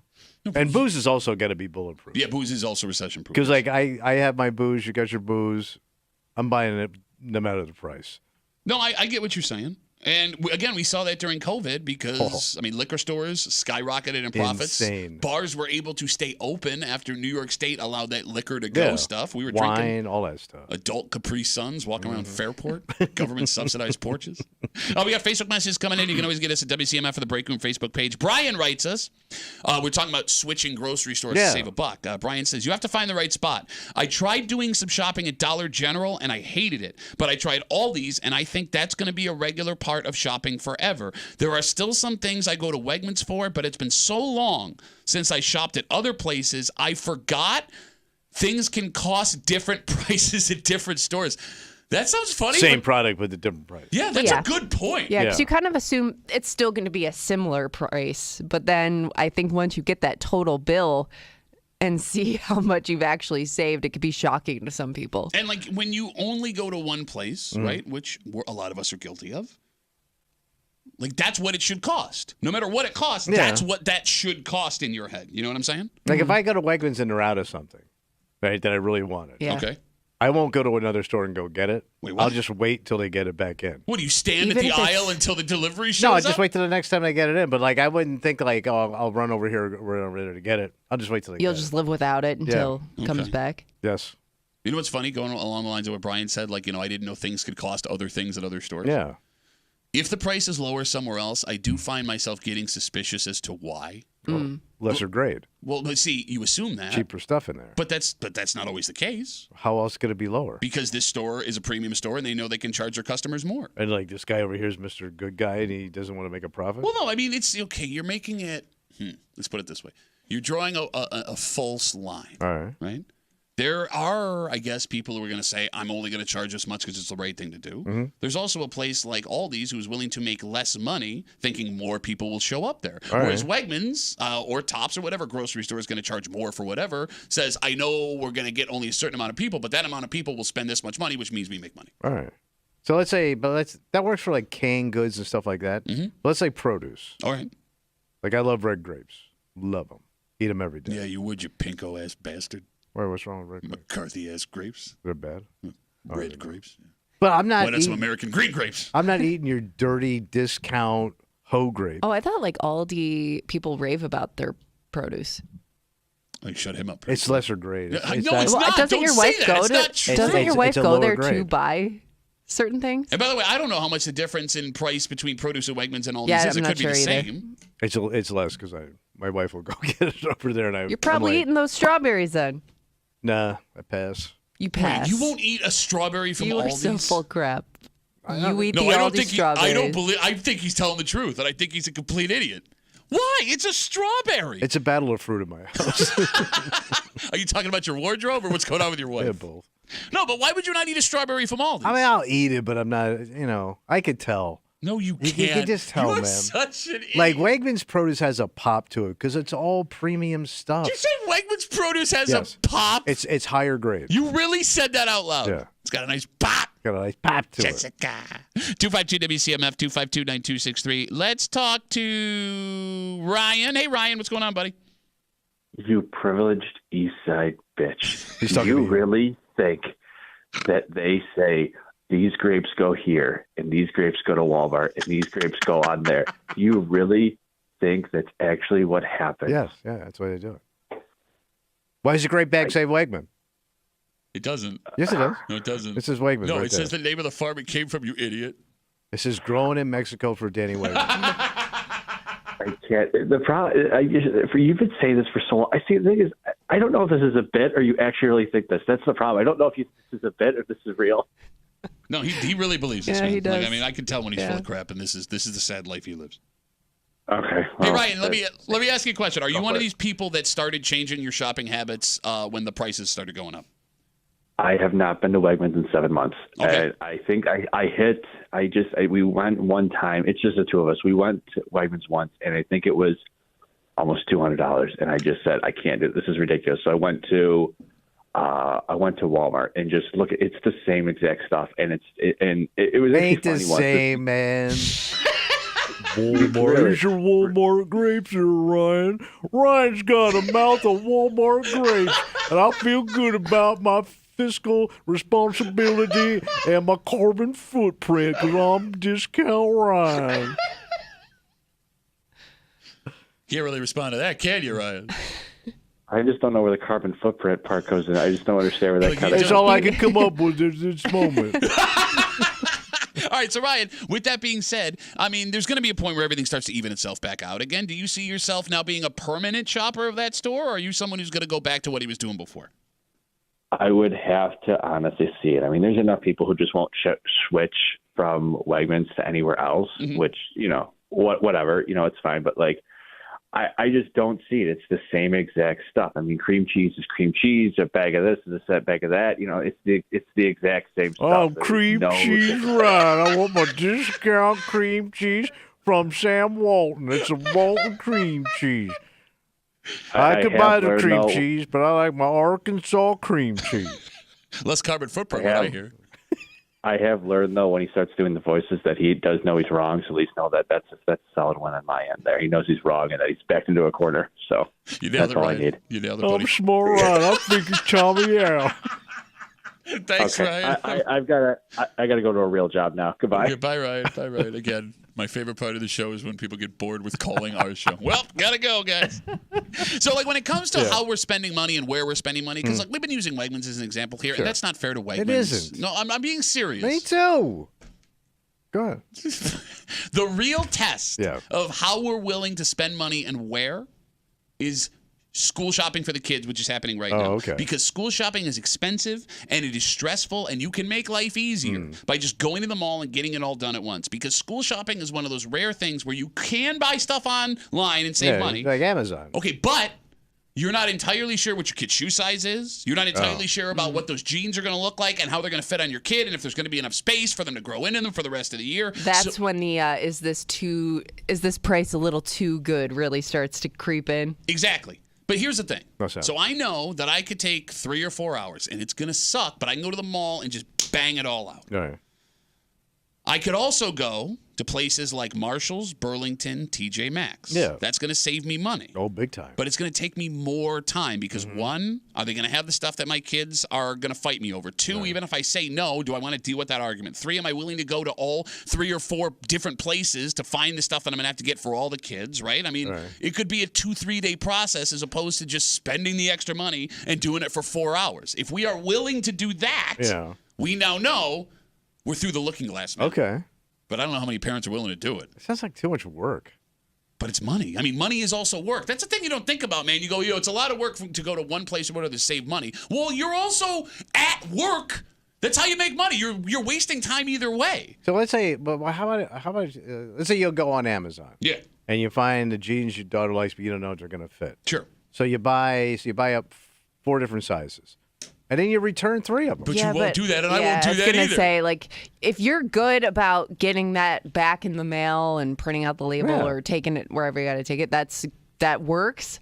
I know a lot of people that will forget to do that, and then your window is passed, and you don't get anything out of it except for 3 extra pairs of jeans you didn't need. So I didn't know this, but my wife is Queen Return. Yeah.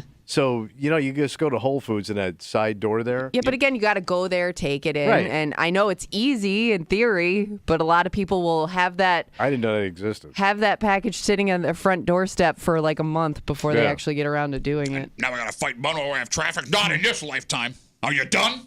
Are you done? All right, let's take a break. I mean, to make money, to buy wherever you're going to shop, you need to have a job. Oh, yeah. And, the good news is... Good news. People with their jobs feel pretty secure right now, Yeah. but people do lose their jobs every once in a while. Sucks. And it turns out how you lose your job matters, at least to the people that are letting you go, because they could straight up fire you. Yeah. But less businesses are, because they don't want to hurt your feelings. Oh. Next to the break room on 96.5 WCMF.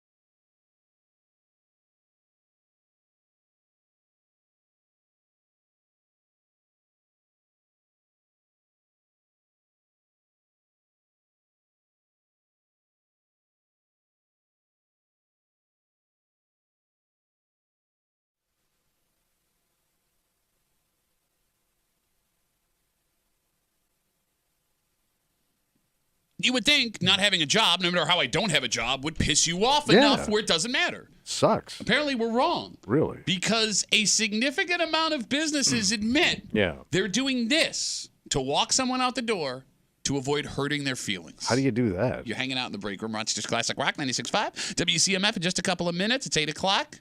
It's Wednesday. You know what that means. Ooh, a little hate. Yep, hate mail of the week. A woman who says, well, if you get paid every day, why even show up at your job? It's a real take that we will read to you just after 8 o'clock here in the break room on CMF. Almost 40% of American companies admit they are laying off employees instead of firing them just to avoid hurting their feelings. Oh, I always thought layoff was your fire. No, so by definition... I know, like, we're going to bring you back when we turn things around. Well, that's a possibility, but no, actually. Definition of layoff is we are firing you not because of something you did, but because of something out of the company's control. Like your job's getting cut. Yes, there's not enough work for you to do. We're not making enough profits. When you are fired because of something directly that you did. Your ass and I always, sucked. for whatever reason, I always just figure like a layoff, it's more than one person usually. Yes. Like it could be a group of people. Yes. So they could hate me, but they'll call me and go, hey, man, we're going to lay you off. Yes. You know, that's what we could do. Yes. And the reason they are doing this is only to keep you from having your feelings hurt. It's the most passive-aggressive thing in the whole world. Smart move. Is it? Because if I'm laid off or fired,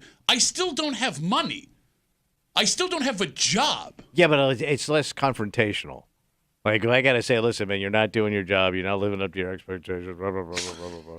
You're going to get pissed off. Okay. And directly at that boss who says his opinion of you is you ain't no good. Okay. This is more, it's out of our control. Okay, but it could be me next week. Okay, but here's the thing. If you're laying me off and not the other guy who does my same job, you still chose me. Yeah, right. It's still going to hurt. Yeah. We're going to get to Ted. Like, did you flip a coin, or is there a reason why I'm going and he's not? All right, to your point, maybe pride does matter more when it comes to being fired. I don't know. I'm just thinking to myself personally. You fire me, you lay me off, you move my desk outside. I'm pissed no matter what happens. Yeah. Right. But they're also trying to stop, like, not violent encounters, but what people can do on the way out the door. Okay. You know? Yeah. I've seen it, go bad when people get fired. Yeah. And not violent, but it just gets ugly. They don't go quietly. Well, it turns out it's more than just, to your point, it's not what you said, but it's more than just being passive-aggressive. The reasons why companies, they ask these bosses why they're laying people off instead of firing. When we say laying people off, not like there's like a mass round of layoffs when it happens, right? Number one was to maintain company morale, right? Which would make me more, I'd be more nervous if I work at a place where somebody got laid off instead of fired. Because that means there's nothing I could do about it. Yes. And, I mean, they say we react better if we think our friend got laid off because the money wasn't there. But if the money's not there for him today. Yeah, what does that mean for everybody else your down the road? Next. Yeah. Number two, they do layoffs instead of firings to avoid wrongful termination lawsuits. Okay. Because if I fire you, well, you can look into why I got fired if I laid you I'm off. old. I'm being discriminated. Well, no. I mean, there's two different things. No, you can't discriminate me because I'm old. No, but we can fire you because you just don't do anything. Well, yeah, you can do that. Okay. They want to. Bosses admit they do this to help people out with a severance package, which is actually a really kind thing to do. Okay. Right. If I fire you, you're not getting a severance. If I lay you off, we can pay you on the way out. And the least reason, but still high at 40%, to avoid hurting people's feelings. Okay. Corporate gave me no choice. What could I do? I know. It's out of my hands. What could I do? Yeah. 252 WCMF 252-9263. Before we go to the phones, the most shocking number in this study. Yeah. Half of the bosses polled said at least 75% of their companies, of the companies they worked at, made layoffs last year that weren't actually about cutting costs. So 3/4 of businesses admit to doing this. We're laying you off, we're not firing you. Basically, you're 252 WCMF. Let's talk to Jeremy. Hey, Jeremy. How are you, buddy? Yeah, my phone's breaking up, so I don't know if you can hear me. There are a couple things that I have to say. Number one, we work in an at-will state, so people can let you go at any time.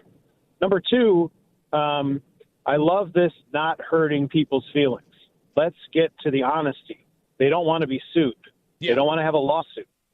So if you don't say anything, it's possible that you have no leg to stand on to come back after a company to say, well, they discriminated against me, or they fired me because I was a woman, or any number of So things. you might have been on the phone with Kimmy. That was brought up a second ago. I apologize. How dare you, you son of a bitch. All right, so -2. -2, which is actually better than my record in life, so just let me go. the third thing is a corporation or a company owes you nothing. But the disadvantage that you as an employee have at no exit interview is you don't know what you did wrong. Ooh. Or you know what you did, for your man. Next job. All right, hold on. Tommy did bring up a point. I know Tommy's stupid, but I think he's kind of right here. I know what I did. And I'd do it again. I agree with you if you've done something big and stupid, but let's say that you haven't. Let's say I did a lot of little stupid things. Well, yeah, but let's say you violated some policy that you weren't familiar with, right? And it's not on a grand scale of stealing or falling asleep at work or pouring your mother's ashes out on the floor. Not in the handbook. I know it's not. No, I mean, no. I think you bring up a good point. Sorry, I'm sorry. I think you bring up a good point. Like, you say you don't want to do this to hurt people's feelings or the lawsuits or whatever. But I mean, there is a respect factor to looking another person in the face, saying like, "Look, we can't have you here anymore, and this is what you have to do to be better for your next ride down the road." And they don't want you going on social media, lighting them up, going out Well, the they can't door. control that. Yeah, I mean, but that's why they're trying to keep the temperature down, so you don't MF them all over social media. I'm going to do that anyway. I was gonna say, I don't think it takes much for people to really get out their thoughts and feelings about everything that was wrong at their job and other people that they worked with. May have more to do with your coworkers than it does the actual job. Hey, Jeremy, I got someone else sitting on hold I got to talk to, but I appreciate the call, buddy. Thank you. All right. Bye, Dick. Sorry, buddy. Let this guy use his number 2. I want to talk to Kate because it turns out this may have actually just happened to her. Oh. She's on CMF. Hey, Kate, how are you? Hey, I'm good. So I was recently laid off just before Father's Day weekend by my company because, unfortunately, we were going through hardship. And when I found out that they were laying me off, I thought it's because I was doing a bad job. But it was due to the fact that my boss created this chain reaction of screwing over our group. So my boss ended up throwing a chair at one of the owners, and I was afraid that they thought I was going to retaliate in a way. Okay, but here's the thing: it's actually okay because she works for the WWE. Oh, okay. So, but I found out that it was due to financial hardship, and because of that, we weren't getting jobs in our department.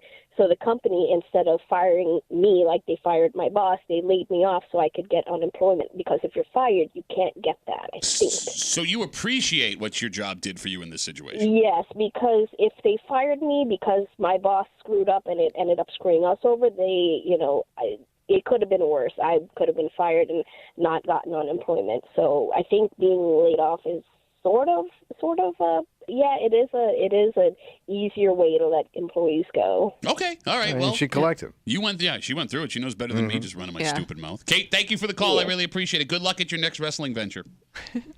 Thank you. All right, there goes Kate. Watch your boss throw a chair while you've watched it.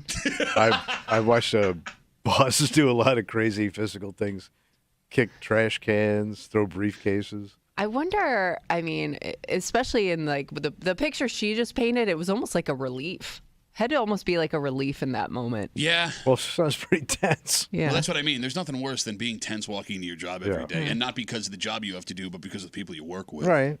All right, that being said, you need money, man. Yeah, where do you get it? Right? Well, it's hard to find it. Well, no, you get it if you have a job at either the end of the week or bi-weekly. Yeah, right. That's the way it's always been. Right. But it may not be that way anymore. Really? Bro, everybody who hears this idea nationwide goes, this is brilliant. You are the only man who thinks this is a bad idea. Can't handle it, bro. At least you were the only man because there is a woman who agrees with you, also thinks this is a bad idea. Okay, she's a smart woman. But not for the reasons you think. I would like you to keep in mind, while we are reading this woman's letter out loud, that this woman is on your side. Good. She is on your side. Good. We'll recap what happened 2 weeks ago, and we'll read you this letter next. Hate Mail of the Week here in the break room on CMF.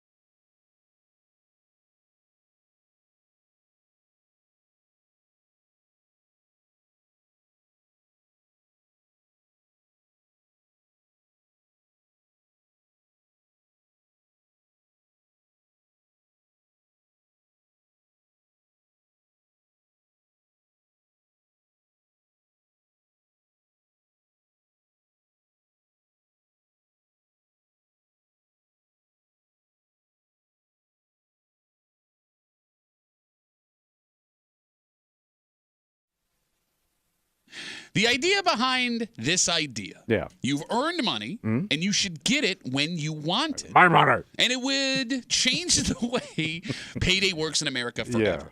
It seems like a great idea, and it has massive support. But the concerns Tommy had when we talked about this letter in the first place, just the tip of the iceberg, according to a letter we have in our hands. All right. Because if this were a thing, why would anyone keep a job for more than a week, Tommy? You're hanging out in the break room, Rochester's Classic Rock 96.5, WCMF. It's Wednesday. It's 8 o'clock. It's time for Hate Mail of the Week. And 2 weeks ago, we shared with you a new idea on how you'd be getting your paycheck from your job. It's called the Wage Consumer Protection Act. And it sounds complicated, but it's simple. At the end of your day of work, you can get the money you've earned that day if you want it. All right. At any time during the week. Let's say I would like what I've earned so far this week on Wednesday. Well, I can get my Monday to Wednesday money through some kind of portal that will be deposited directly into my bank account in that moment. And the argument for this is bills don't work today the way they did 50 years ago. Yeah. We don't pay for everything on the first of the month anymore. The electric bill could be due Tuesday. My phone bill could be due Thursday, right? And lawmakers don't see why, if you've earned that money, you should not have access to it. It's an outdated system, Tom. All right. Especially when the places we work have the money and the technology to pay us when we want. And again, this wouldn't be the company forwarding you money. You would only be able to get the money you haven't been paid yet for the week. It has the rare bipartisan support, and it looks like it could actually happen. And as I argued all of these points the other day when we talked about this 2 weeks ago, right, passionately, because I think this is a great idea, you just stared at me. Yes. Because you think this is a bad idea. It's a super bad idea. Why is it super bad? So let's say you and I were pretty busted, right? Sure, yeah. We want to go out tonight. But I know I got paid today. Now, I know I got bills and I got that. But if I could snag 60 today and go out to the bars tonight, I'm snagging that 60 and going. And then come Friday, I'm going to forget about it and go, what? Okay, but that's your fault. Yes, I understand that, but giving me access to my own stupidity is not a good idea. Do you think it would encourage you to spend more on a daily basis? Yeah, and more jackass things. But can't the same argument be made if I have an electric bill that's due on Friday and I have the money that I got paid? I could still go to the bar with that money. How many times have you spent the money before you get it? Thank you. Knowing it's coming. But that's what a credit card is, stupid. I understand that, but I think this doubles down on that. I don't think if you're responsible enough to handle this, you probably are caught up on your bills. Oh, is that true? Mr. Everybody has all the money they need. Or it opens your eyes to how little you make every day. That would also suck, man. Like, I'm thinking, it looks like a lot when you get that paycheck after 2 weeks, but day by day, you're like, oh, that's it? Good point. Because you and I had this when we did stand-up. We did. Like, if you did a Tuesday night gig, you got paid that night. Yep. And, man, that money didn't have a fighting chance. Well, there's a Waffle House right there. No kidding, man. All right. Well, here's the thing, Tommy. As much as I think this is a great idea, you were not the only person that had issue with this. Financially savvy. Yeah. Savvy. I put it in my head. It's a savvy move. I wouldn't say that before you hear the letter. Because the concern we got from this woman says you've actually only touched the tip of the iceberg. Oh. Actual physical letters sent through the mail telling us we suck, fighting against legislation. Sit back and enjoy today's Hate Mail of the Week. We get paid every week or every 2 weeks for a reason. It's to make sure people stay at their jobs and don't quit when they have enough money for what they need that week. How are you so stupid that you don't see if we let people get paid every day at the end of the workday, they would just stop coming to work or quit their jobs as soon as their rent was paid or they had enough money for groceries? The reason your job holds your check until Friday or the 1st and 15th is to entice you back to your job every day. They have the power because they are the ones that employ you. If you'd like that power, then work harder. Go start your own business. But until then, why would you mess with something that would cause total chaos? While you're at it, why not pay everyone the money they're owed after every hour of work they do? Let's really mess things up. Once again, it's an example of people trying to solve problems that don't really exist and turning their backs to bigger issues. Sincerely, Rachel. Tommy. Yeah. We've gotten a lot of letters over the years here in the break room. Sure. Right? But this letter that we have now might be making the stupidest point we've ever heard in the history of the show. Yeah, she dumb, Rachel. She believes that if you pay people at the end of every day, They will quit their job when their bills are paid. And then what? Great question. Yeah. So then how are you going to make money the next day, though? Yeah. Yeah. Did this woman not write down her thought? Because she wrote them down. I mean, Yeah. she sent it She to us. wrote down her thoughts. Did she not read back and think, wait a minute? There's a big gap here. Yeah, because unless you're making $1 million a day, Yeah. I'm rich. working Monday to Thursday is not going to set you up for the rest of your life. I mean, if we were talking about Josh Allen, she'd be completely correct. Sure, yeah. That would be a problem, Yeah. right? Okay, I would argue Josh Allen should only After get paid one game, yeah. weekly. Josh Allen throws a beautiful oh, wait, he's leaving the stadium now? He said he's done. No, that's not even the right argument because he gets a signing bonus when he signs Oh, yeah, his he already got that contract. money, too, yeah. Okay, listen. Maybe we misunderstood what she's trying to say Yeah, here. maybe she left some details out of her plan. If somebody heard something in this letter, 252-WCMF, that we did not hear, 252-9263, please call us and tell us what we are missing. Because to me, this sounds like an idiot writing a letter. Yes. That being said, I also love her, well, why not pay people every hour line? Why don't we do that? That actually sounds like a great idea. Because if I'm working a shift, Tommy, and I don't have money to grab a bite for lunch, that would actually be very helpful. So, like, you could access your hour, you made $20 an hour. Yeah. You could pay buy Cash a me out sandwich $20. Yeah. Okay. I'll go buy lunch. All right. I mean, look. I don't like that either. Look, maybe it's too complicated to pull that off. Why do you not like that? You're so stupid with money, you're going to spend your entire day's paycheck before you leave your job? I was bad, man. Okay, And know. I also like to drink. On the job. Yeah, I shouldn't even ask. Of course you did. Yes, you You've did. seen me drunk on the job. Yes, I have. It's more jarring when you're not drunk on the job. No, but okay, let me think back to being a kid, right? Yeah. Like there were times my mother worked at a Wegmans down the street and she worked at a school around the corner. So I could walk to my mother's job if I needed money. And there were times where in the middle of the day it was like, oh, I need cash for this sports thing or something going on. My mother never had it. Right. If she had the ability to go, okay, I need $20 for my check, that would have helped a ton from the hour that she just worked. But, like, I'd have to keep a running tab in my head, like, where my payroll is.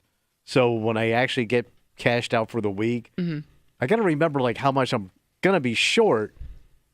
You know what I mean? Sure, I'm sure if this happens, if this legislation passes, I'm sure there will be like a portal that will show you what you have made so far, how many hours you have left. All right. But Right. and here's the other thing. You know how life goes, right? Mm-hmm. There's always that unexpected expense. You own a house. You own a car. You got kids. I get that. But, like, if you've already spent that money and then something shows up on Friday and I gave you money for some stupid baseball you wanted, now I'm effed. But you don't think you would have spent that anyways, I guess is my question. Well, I could write it on credit. Yeah. But I still got the cash to pay my Right. bills. That's why credit works. So you're saying, like, you'd be more likely to spend the cash. Yes. But the argument you're making also goes the other way, right? Because you say if an emergency shows up on Friday, what happens if that emergency shows up on Tuesday? And I don't have the money to cover that emergency. My kid's got to go to urgent care. Or all of a sudden, my kid comes to me and tells me, I need this thing for a project tomorrow. Like, it goes both ways. That sword cut both ways, man. But that's why I like credit. Not everybody can get credit. Everybody got credit. Bro, there was times you had your American Express card suspended for buying prostitutes. No, I actually bought a prostitute with it. It was suspended. But yeah, yes, I was bad. 252-WCMF, 252-9263. We got this letter from a woman named Rachel who says we should not have the ability to get our paychecks at the end of every day. It's new legislation that has bipartisan support. It looks like it could pass. We could have access to our stuff Look at that. every single day. Let's talk to Mike. Hey, Mikey, how are you, brother? Hey guys, how's it going? Good, man. What's up? Well, my company just adapted this new system where we download an app and we have access to our paycheck during the week if we need it. So you can It's get worked paid out like really this. well. Everybody really likes it. You can get paid like this, the way we're describing. Yeah, they give me a debit card and everything. I go onto the portal like you mentioned earlier, and I see how much money is available to me, whether it's $100 or $500, and then I can move the money from that account into my regular checking account and use it for emergencies like a flat tire or whatever else happens. Have you used it yet? Oh, yeah, I've used it a couple of times. Like I said, flat tire. I had to get the tow truck out, I had to get the tire. I didn't have that money. It was a Tuesday, So I went into my phone and I got the $400 that I needed. And it was right there. No, go ahead. All right, here's the part where Tommy's going to call you an idiot for using it. Go ahead, Tommy. Go ahead. All right, so what happened at the end of the week when you already pulled $400 out of your account? I was $400 short, but I also didn't have to put on a credit card and pay interest on it. Ooh, face. Yeah, but you can pay. No, I already said face. It's over. Right. But you're saying most of your coworkers like this, like you enjoy having that access. I work in a healthcare facility, so there's a lot of aides and nurses. They live day to day. They don't get paid very much. So when you need groceries on Tuesday, but you can't get them until Friday, then it works wonderfully. Like, see, the old "I'll gladly pay you Tuesday for a hamburger today" does not work anymore. All right. Yeah, does not work. Right, Mike, thanks for the call, buddy. Have a good rest of the day. I wonder how many businesses have implemented this, because I'll be honest with you, man. If I was looking for a job and I had options, this would be a selling point, a huge selling point for me taking a job at a company. I also wonder. I mean, I will never live that life where I have options, but you get what I'm saying. I also wonder if it holds companies more accountable, only because I don't know how many people, when they get their paycheck, they think, that looks right.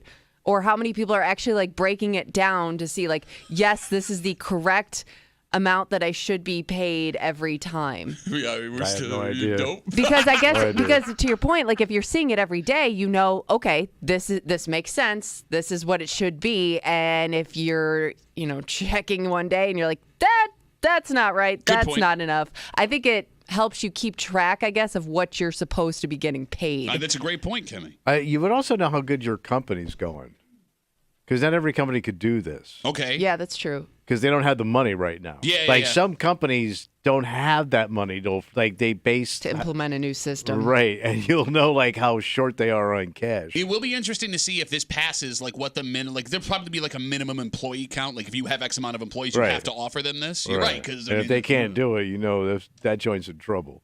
Going back to the letter that Rachel wrote saying that you can't pay people day by day because people would quit their jobs when they paid their bills, failing to account for it tomorrow. Yeah.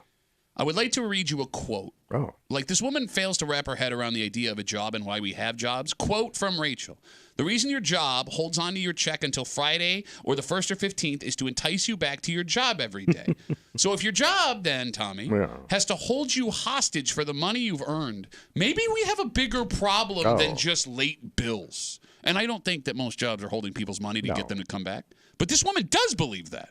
Yes. And if that's actually the case for some places, maybe people quitting those jobs are a good thing. All right. Because if enough people quit jobs like that, they would then have to take better care of their employees or go out of business because nobody wants to work there. Yeah, it would weed itself out. Tommy, it blows my mind when you have like regular ass people that will argue for the places that they work at.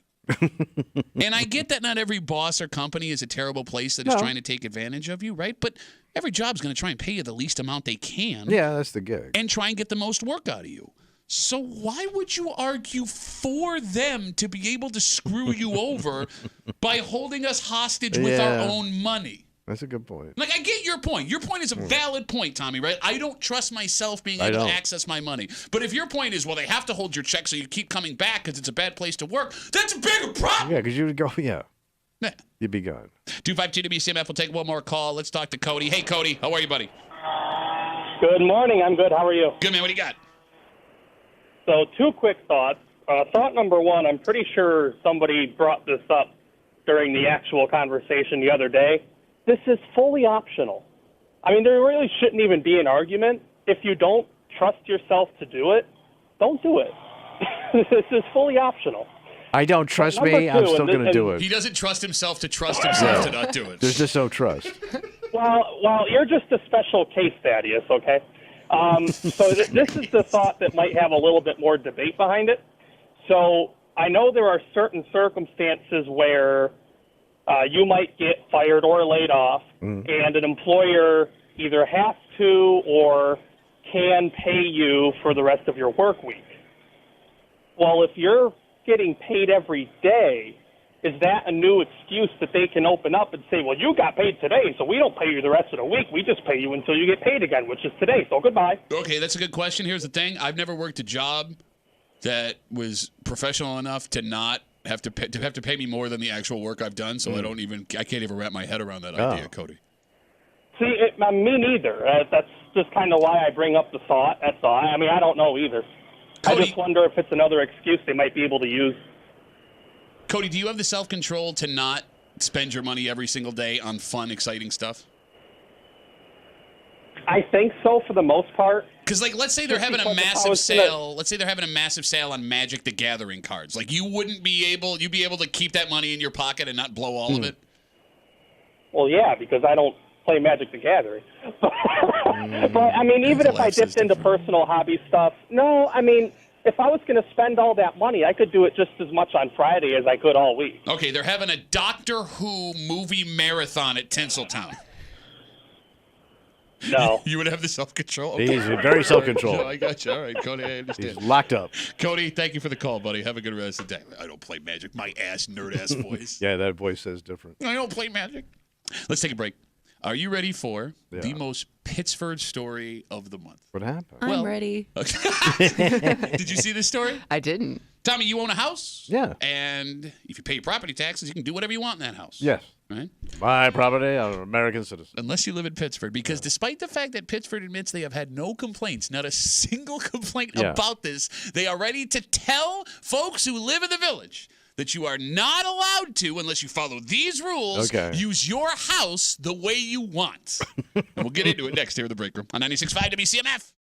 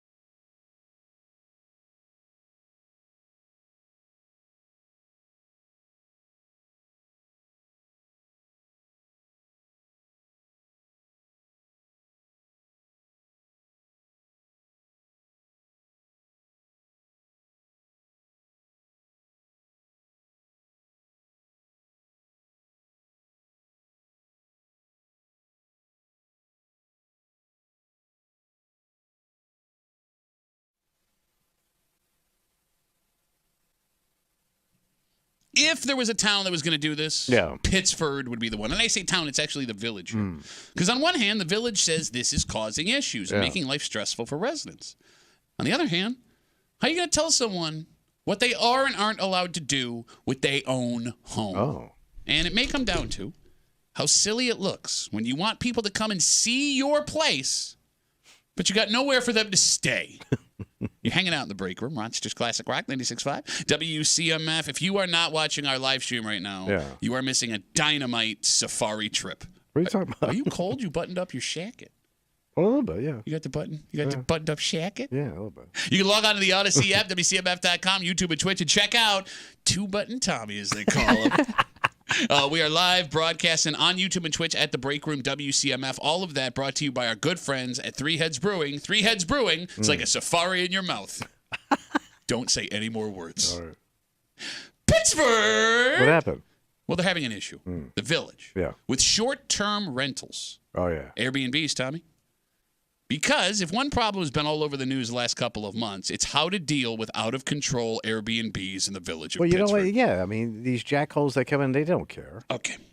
Last night, the Village Board of Trustees had a meeting. Right. And that sentence in itself, you would think would be the douchiest sentence I would say here. Troubles are brewing in the village. But it's not. They want to make rules for people renting out their homes for folks on vacation. Okay. For example, they propose a permit, which would cost you a fee to rent out your house. They want places to have what's called an hotel occupancy tax certificate, which means more money for the village. So you're licensed. They also want people to have proof of $1 million in insurance to be able to rent out their homes on Airbnb. Okay. And, at least from what we can understand here, there would only be 4 people allowed in a rental at one time, period. So you don't have people just cramming in and throwing wild parties. You got it. The village is worried, and I quote, this is a quote, I'm about to quote, how the fabric of a neighborhood could be compromised by short-term rentals. Yeah, they're going to run the place down. Kimmy. Yeah. They're concerned how the fabric of a neighborhood could be compromised by short-term You rentals. don't know who's going to show up, Pat. You never lived in a town that had fabric. You met your wife. You were like naked-ass raw town. Naked-ass raw town? Yeah, you had no fabric. Naked-ass town. Naked-ass town. Phone number is 252-WCMF. We don't want any non-Pittsford people here. I mean, that's what it's kind of that's what it sounds like. No, it doesn't. No, but there's standards you have to meet to operate these rental properties. But it's not a rental property. It's your home. But you're running it as a business. You're collecting profit. There is a difference between running a home as a business and renting out your house when you're not there. There is a huge difference between that. Yeah, but you don't want, rough-ass, slack-ass people. 252-WCMF, 252-9263. How are you going to tell someone what they can and can't do with their own house? No, we're not. You could do what you want. Within the parameters of the guidelines of the village of Pittsford. Kimmy, I'm dead ass serious here. Yeah. I pay for this house. Out the nose. Because Pittsford's the most expensive suburb in Rochester by far.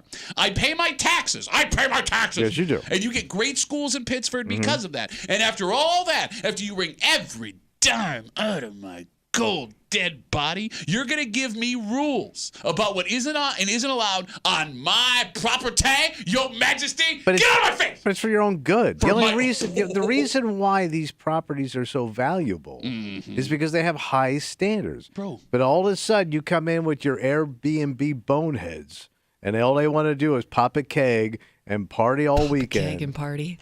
There go your property. They're going to park all over the place. Oh, my God. So it's funny, too. It also said that you have to have off-street parking. That was one of the rules. Yeah. So because they'll park anywhere, these people.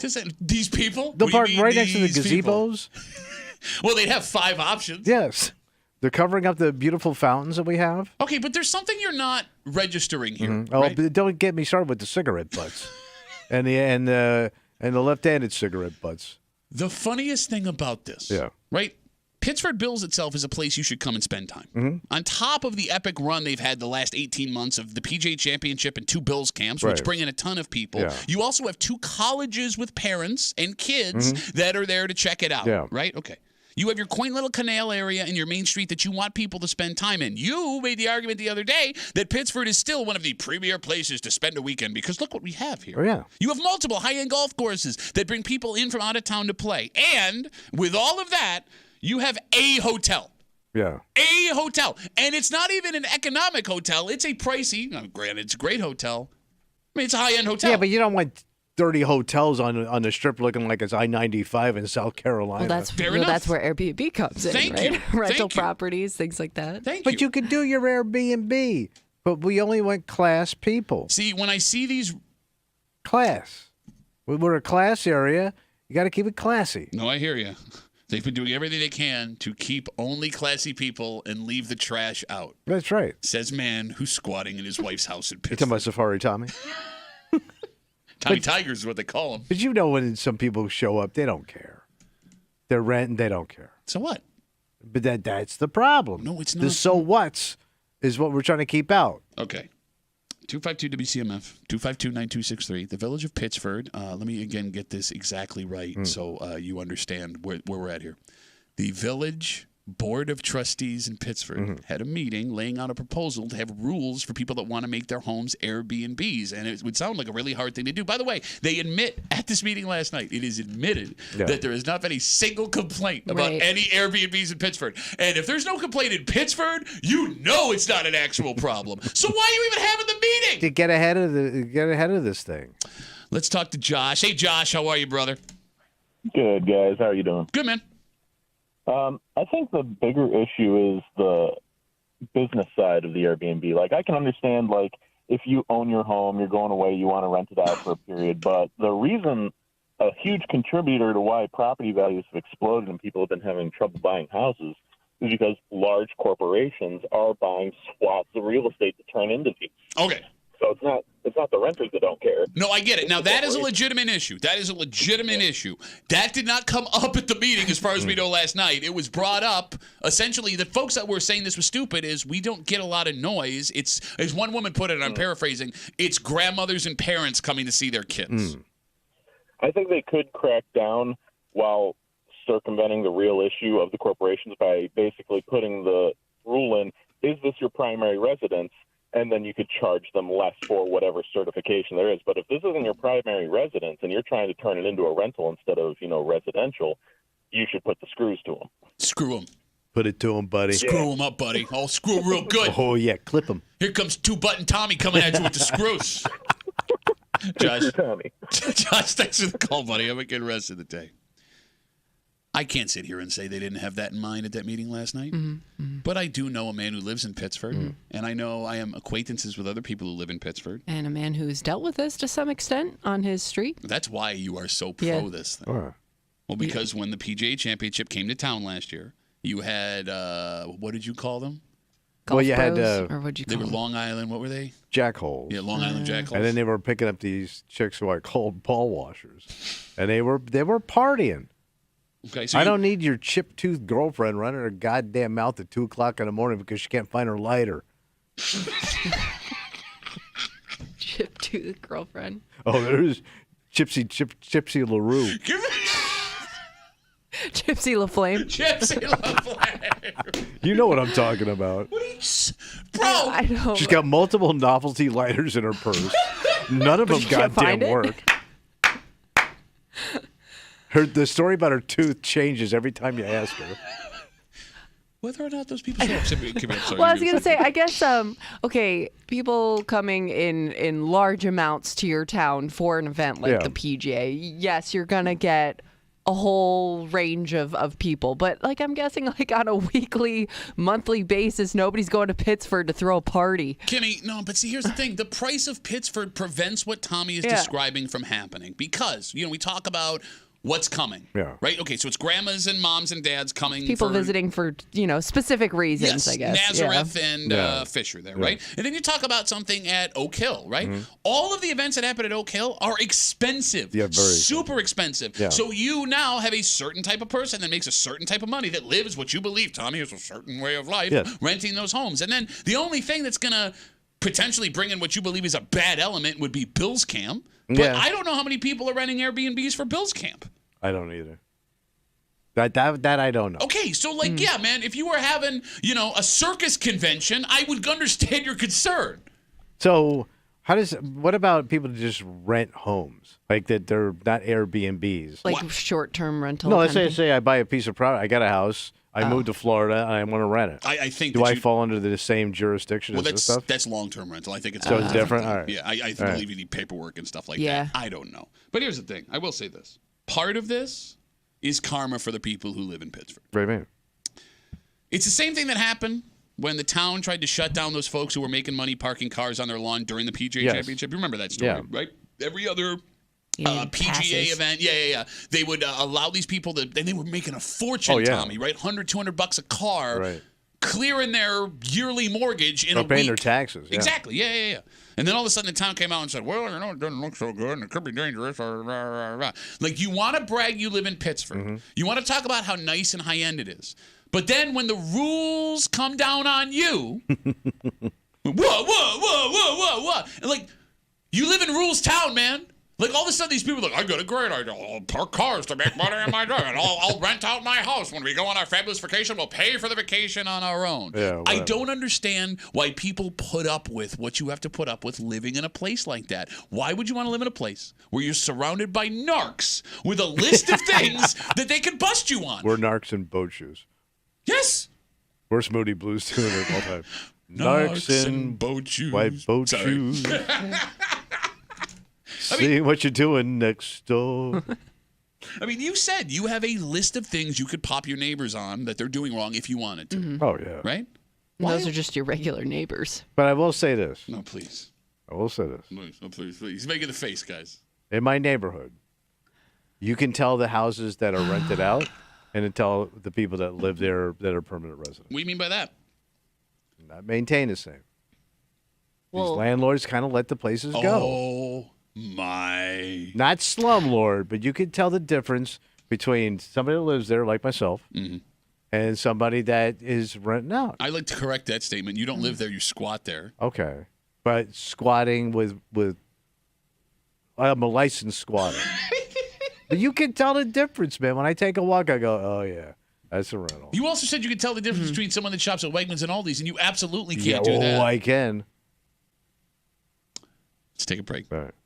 We see all the time these scams that people will fall victim to, right? And you go, how stupid are these people? How stupid are these people? You believe all this stuff and spend this money and go to different places, and then you end up with nothing. You're a fool. It turns out that an entire college's basketball team What happened? have fallen victim to a scam as well. Is it a big program? It's a program you're familiar with. The college is a well-regarded educational institution, and they ended up in another country and were totally screwed. We'll tell you the whole story, and we'll do it next here in the break room on 96.5 WCMF.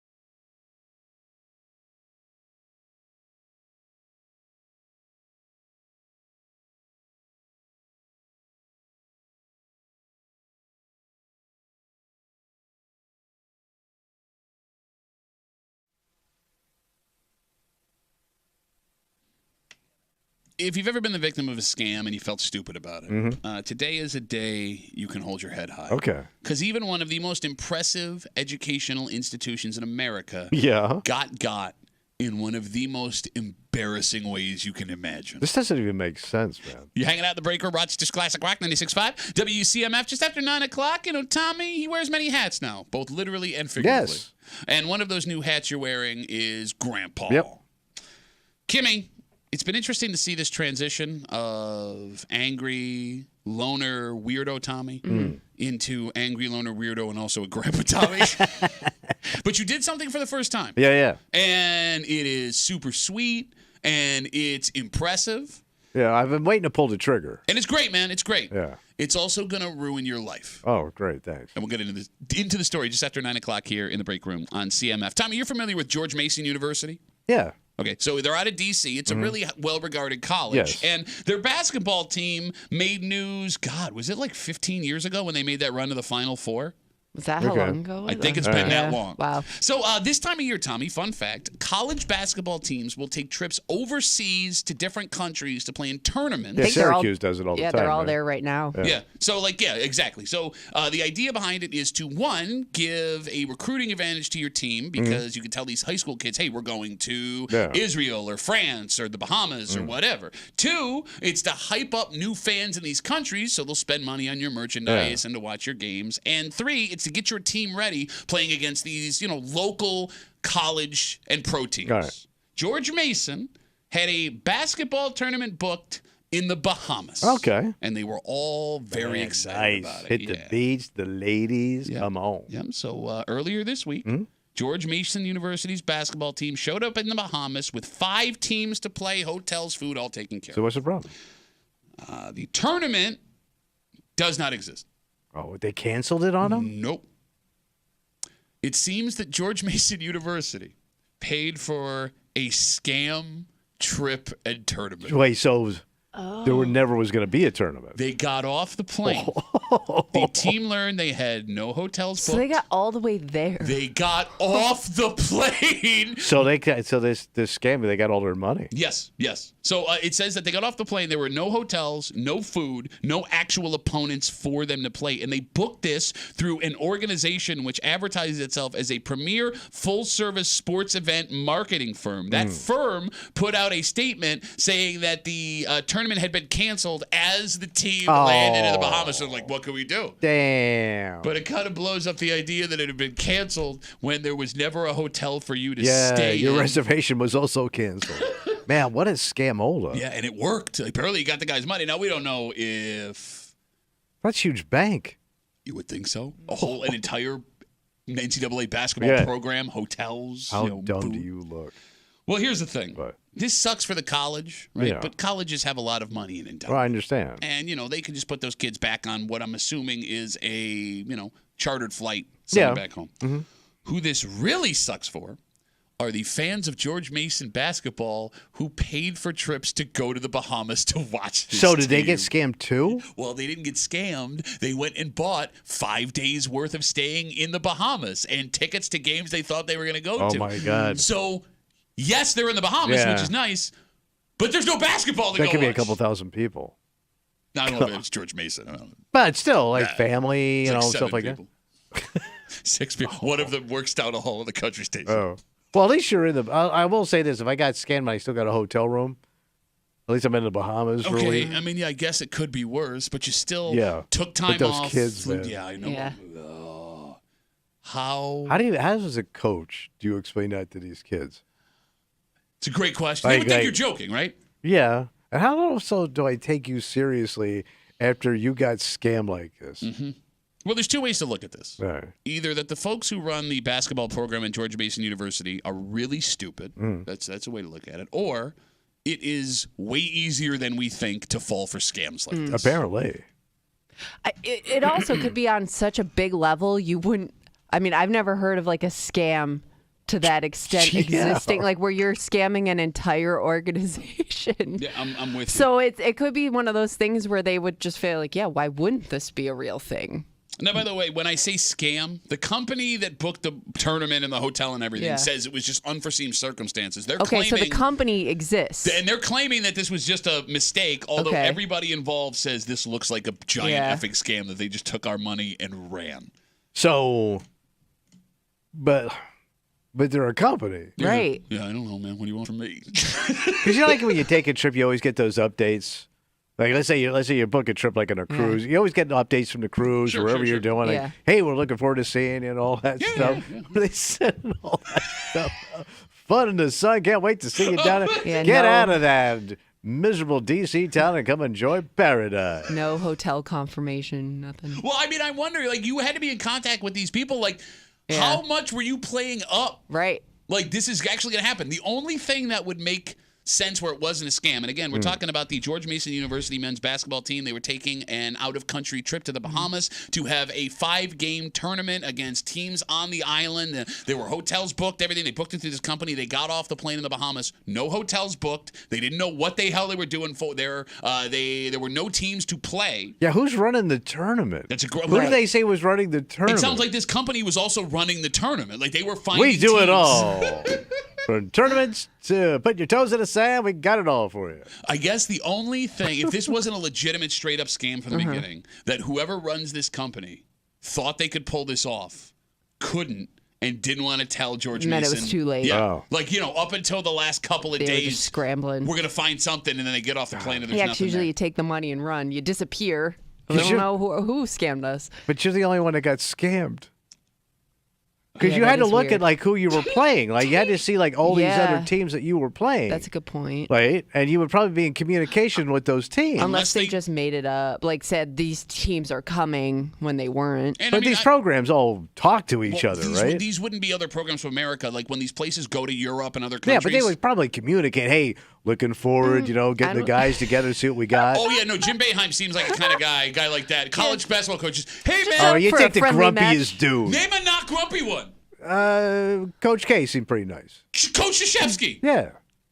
He was a pretty nice guy. Not grumpy? Not grumpy. Okay. Always he's smiling. Name me a second happy basketball coach. Bobby Knight was always happy when he was hurting people. I don't come to your Bahamas and scam you. I can't imagine like one of them old school coaches, those hotheads. Yeah, I know.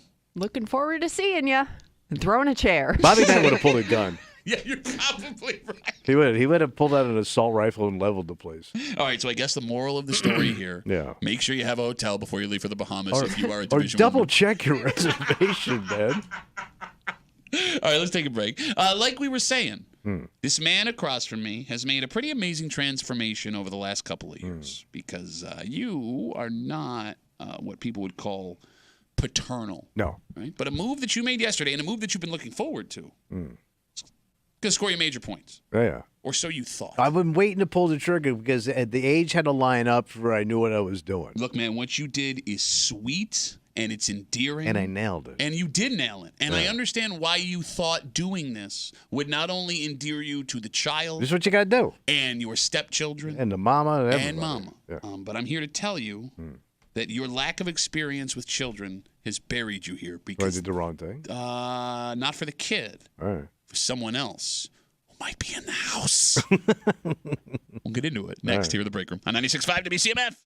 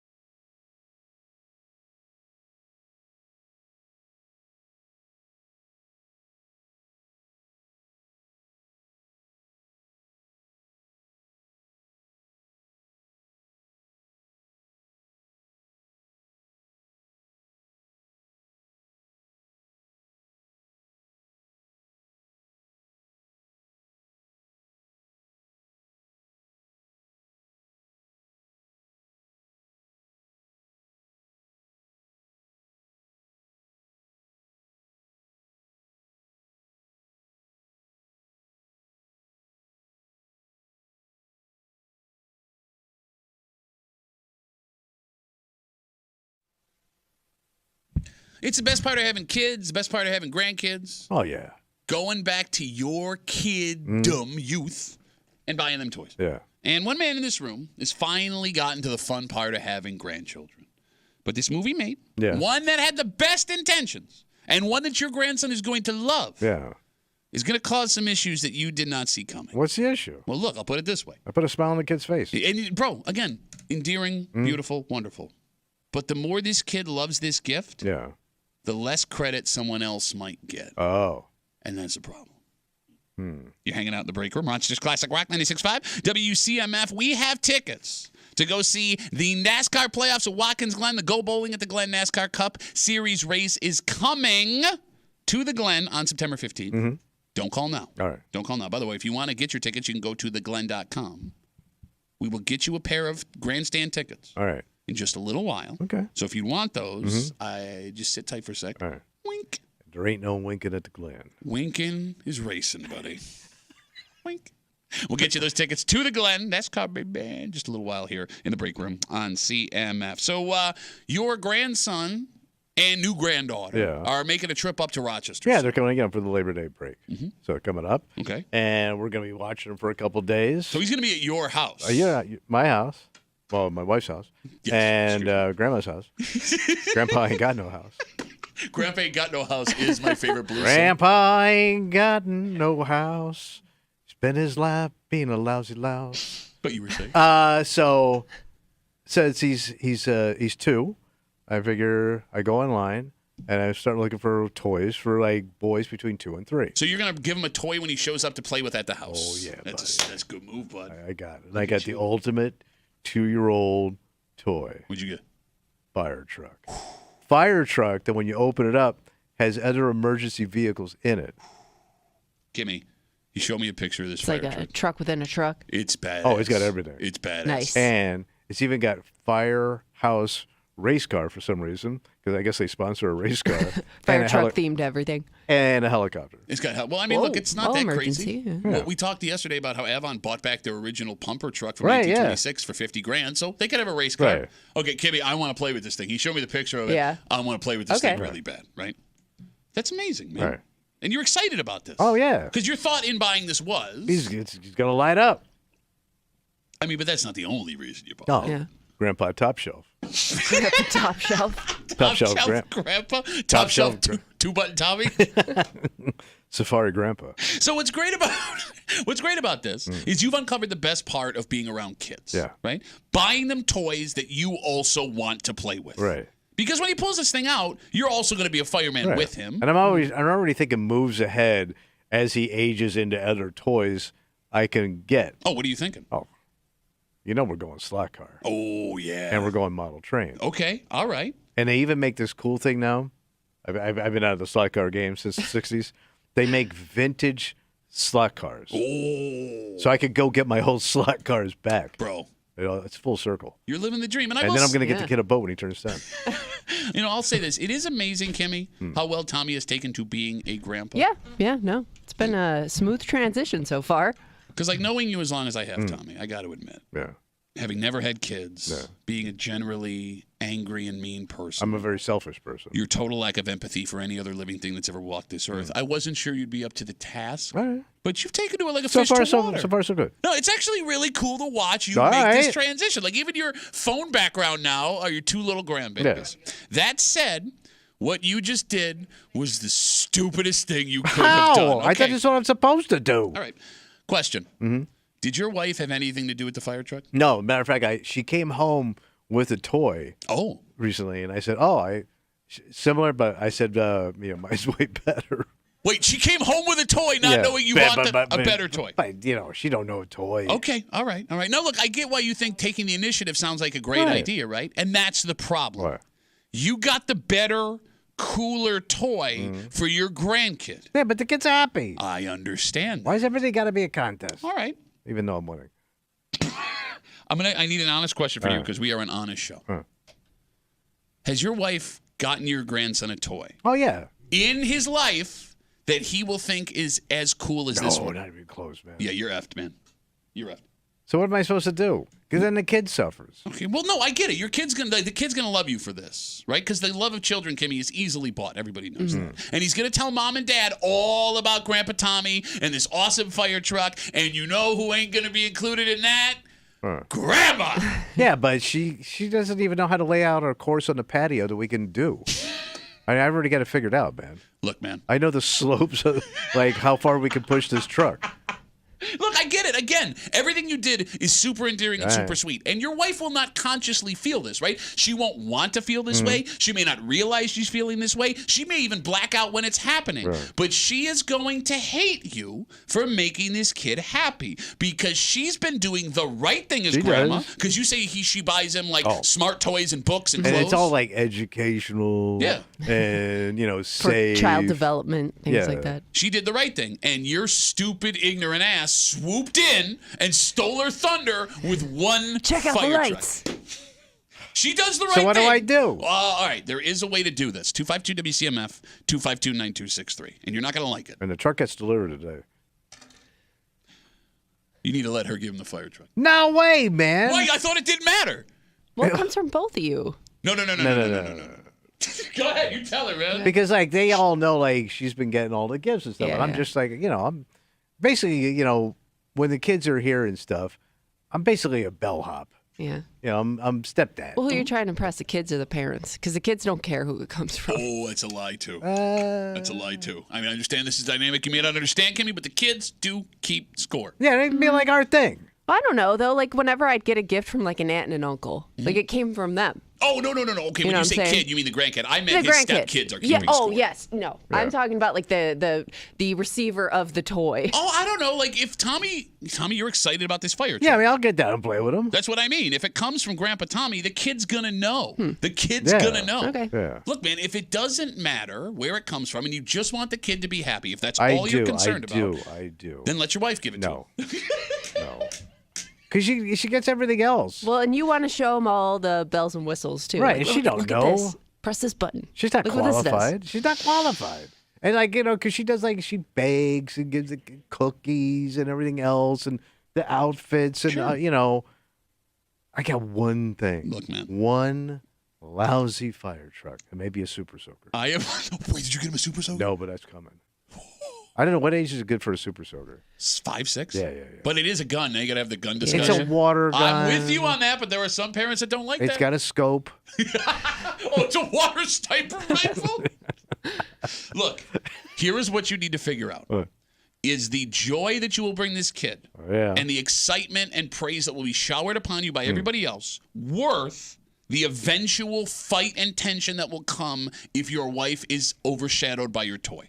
So what do I do? I told you what you have to do, and you don't want to hear it. I'm asking you. Dial it back. Well, no, you can't dial it back. Or it's from grandma. Let her give it to him. All right. Because here's the thing. If you could try the whole, we'll give it to you together, but, your wife is excited for this grandson. Right. And, if you give it to him together, she's going to overshadow you there, too, right? Right.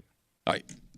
Think about it for a second. Okay. Maybe some people have some better ideas. Sure they do. 252-WCMF, 252-9263. Tommy buys a kick-ass super fire truck set for his grandson. He's coming up in a couple of weeks to hang out at the house. His wife has been buying clothes and books and making cookies and doing all the smart, good grandma stuff. Tommy is about to swoop in and give him the best present he's gotten. Got enough books. You can never have books. You can never have enough books. Yes, you can. I even told the kid, look, you read one coloring book, you read them all. If you give him this fire truck, your wife will resent you forever. 252-WCMF. Let's talk to Chris. Hey, Chris, how are you, buddy?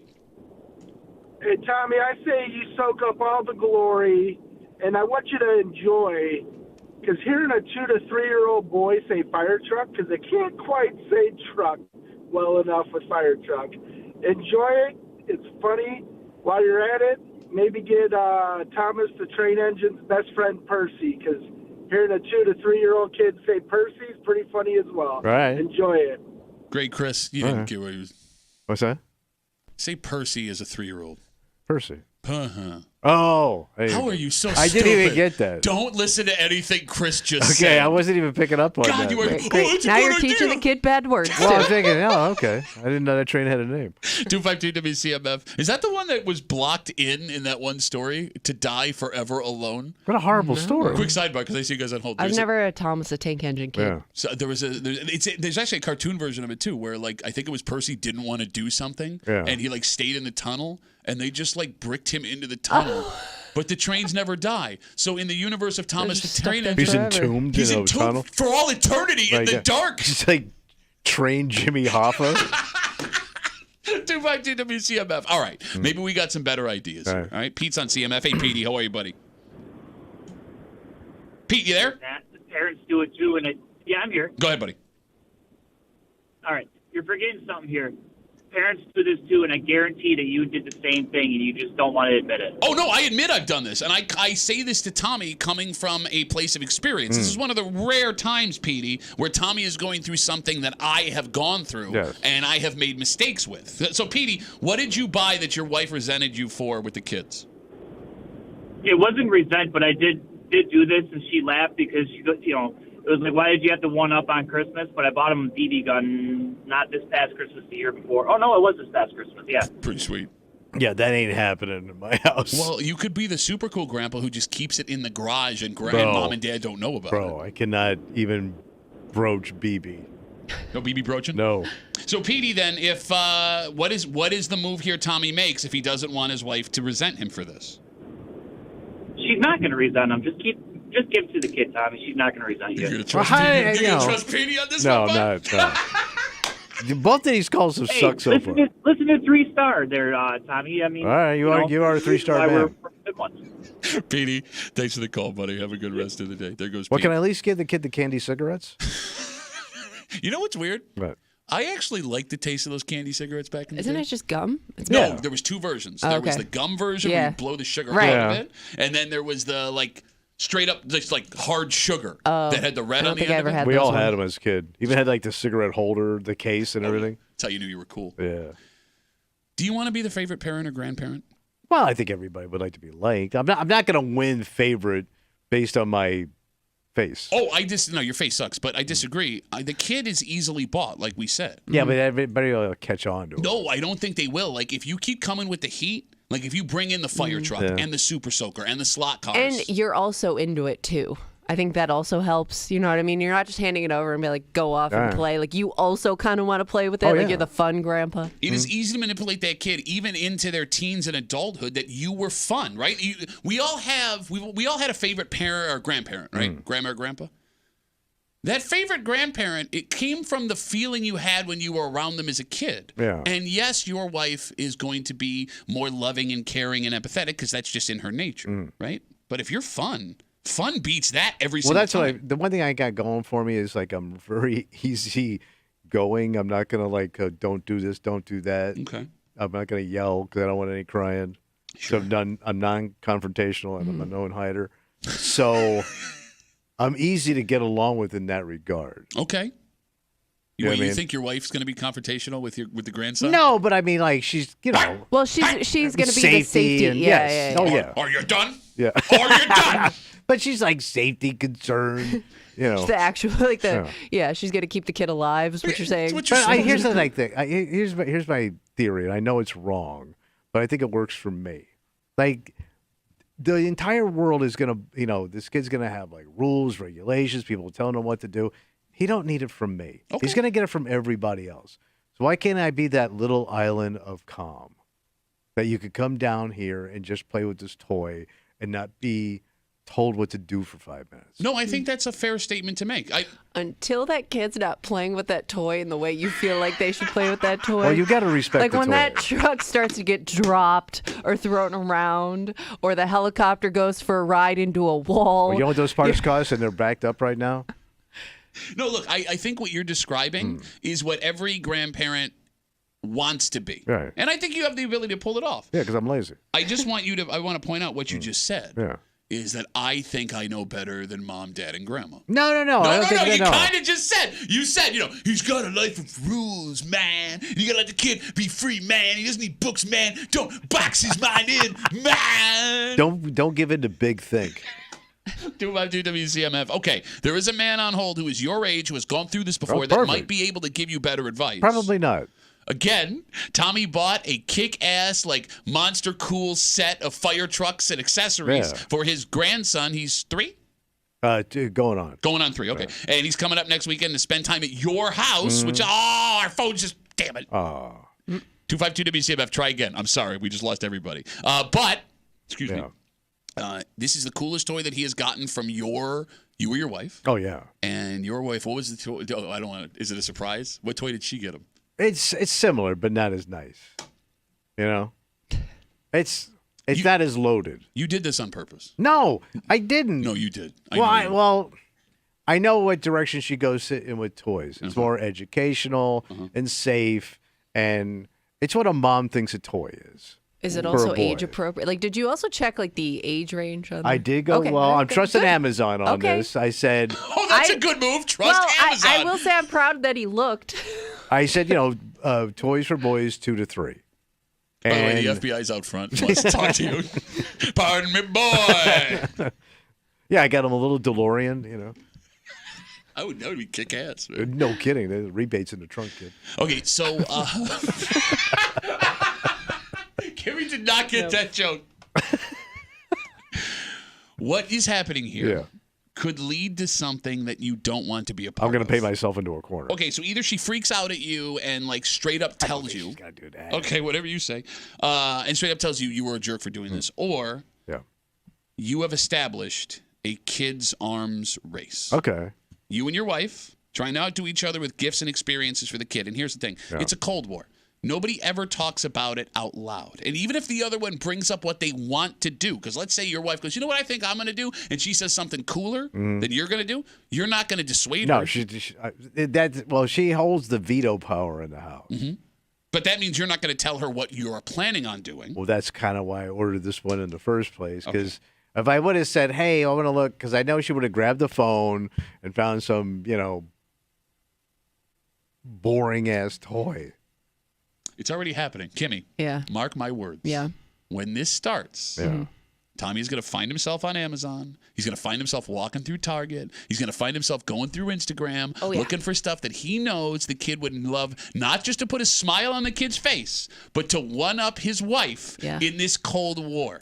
She is Gorbachev. But everything doesn't have to be educational. I'm with you. Yeah. I mean, you want to do fun stuff. The problem, though, is because this isn't your only grandkid. You are going to have to keep it even between grandkids. Oh, she's right about yes, that. it's fun. You're having a great time buying a little boy gifts because you know what you liked at that age, but you're going to have to also do that for a little girl when she gets to a certain age. You got a new baby granddaughter too, right? Yeah. Oh, that's a good point. You're going to have to, it's got to be fair. You get the pink fire truck. You just get her a red fire truck. No, it's got to be a girl. You think the baby knows pink, red? What? I don't know. No. Maybe I get a Barbie. Get a deck of Barbie? Well, You're going to be terrible listen, at man.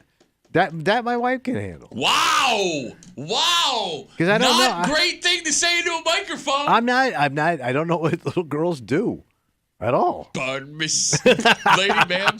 Yeah, I'm not. I'm only doing it for him. You can't do no. So I have to go get.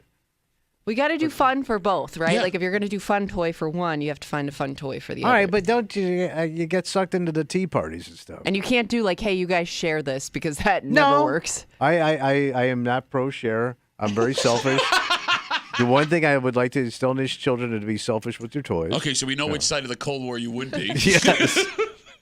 No, I mean, Kimmy brings up a great point. So I would have to go get a cool girl-appropriate toy for her. Yeah, I mean, but Or get them the same thing because you never know what they're going to find interesting. Like she could start playing with the toy. You got him, and now that there's a fight starting there. But see, this is where the complicated thing you started. You didn't realize what you started, right? Because you said girl appropriate, and there are parents that subscribe to the idea now that there is no such thing as a gender appropriate toy. But there kind of is. So. The kids will figure that out, right? Well, okay, so the argument is either, yes, you're right, the kids figure it out, or the toys that you start to buy them early, then implants in them what they're supposed to like. Or you go, man. All right, so do I do the experiment for the granddaughter? Yeah, you should experiment on your granddaughter. Yeah. Well, yes. I put a doll, a fire truck, and some other kind of a middle of the road toy. What's a gender neutral toy? A bear. A bear. Yeah. And then I let her crawl to that one. It's like when they do who's going to win the Super Bowl when they go to the zoo. Right? Hey, all right, you pick bear. But that could mean nothing because you could crawl to your shoe. Like those kids are just entertained by anything. Or you'll find. But they'll and eke maybe it out, this right? is how you even it out because in trying to make it even, you go bigger and bigger every time. So here, kid, here's a toy car for you guys to share. Here, kid, here's a new slip and slide. She's right. Mark my words. Your grandkids will have a Power Wheels at your house. Do you know what a Power Wheels is? The big wheel? No. Power Wheels is it's an adult car. Move down. Oh yeah, the motorized car with the battery in it. Oh yeah, those things are badass. So yeah. Those kids will each have their own Power Wheels at Grandma and Grandpa's house. I'm fine with that. Well, until they tear up your lawn. Well, no, but he can fit in it and drive it on the road. As long as you get it registered. I can move it around. He'll be the literal valet at the house he's squatting in. Look, man, if you want actual advice. Yeah. Go to Amazon. No, What? If you want to avoid conflict, let your wife do it. But look, I understand that. Hold on. I understand you're proud of this, and I get why you want credit, and I think that's fair too. So if you're willing to deal with the potential blowback, God bless you. Give the kid the fire truck and bond with him. Bond with the kid. I mean, this is going to be like legitimate grandpa bonding. So when he gets old enough to understand, can I say you don't understand what I went through, so you could get this red fire truck? Yeah, I think that's fair. I had to crawl through hell just so you could enjoy your Chinese-made fire truck from Uncle Elon. Oh, have you talked to his parents about where they want the toys sourced from? Oh yeah, it's sourced from the toy store. Did you not have that conversation? No. Because there are also parents these days that worry about where the toys come from. Ethical toys. Yeah, because there's a toy store in Pittsford actually that I think sells the majority of the stuff is made in America. They know where it came from. It's not used with child labor. So this one came from Lead Town Toys. So I think it's pretty good. They said that paint will never come off. Do not play in direct sunlight. Speaking of direct sunlight, there are two people that are actually in direct sunlight right now up in space, and they shouldn't be. Wait. It's still going. They're going to be there till next year, we found out. They might be there till the next Olympics. We are finding out, though, what it is now like to be stuck in space. I guess it's kind of a social experiment, right? Yeah, not one that you want to be a part of, though, because this does not You sound... didn't sign up for it. No, and it doesn't sound, Kimmy, like they're having the funnest of times. Oh. We'll get into it next. But before we do, we got a pair of tickets, grandstand tickets to the Sunday, September 15th NASCAR playoffs at Watkins Glen. This year's Go Bowling at the Glen NASCAR Cup Series race, the second race in the NASCAR playoffs round of 16, Tommy. Oh, yeah. You could purchase those tickets and get additional info on camping, hospitality, and it's more. a party, bro. You can go to theglen.com. You can call us right now, 252-WCMF, 252-9263. We'll take the 8th caller, a pair of grandstand tickets to the Go Bowling at the Glen NASCAR Race Series. 252-WCMF, 252-9263, 8th caller. Best of luck from your friends here on CMF. Yeah, I guess when you are stuck in a tube that you weren't planning on being in for months at a time, it's going to have some issues. We'll get into it next on CMF.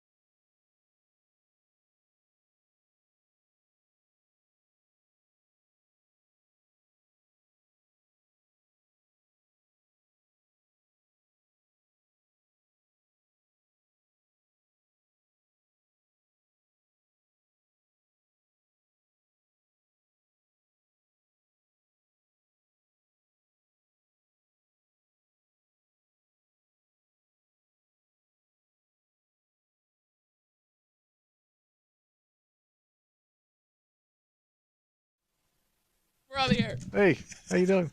So, I mean, like what we're going to learn here is not surprising. All right. In fact, this is an interesting accidental experiment. We could watch two people go absolutely insane based on a situation that they themselves do not want to be in. Ooh. You're hanging out in the break room. Rochester's Classic Rock 96.5. WCMF, everyone trying to call. We have our winners today for the tickets to go see the Go Bowling at the Glen NASCAR playoff race.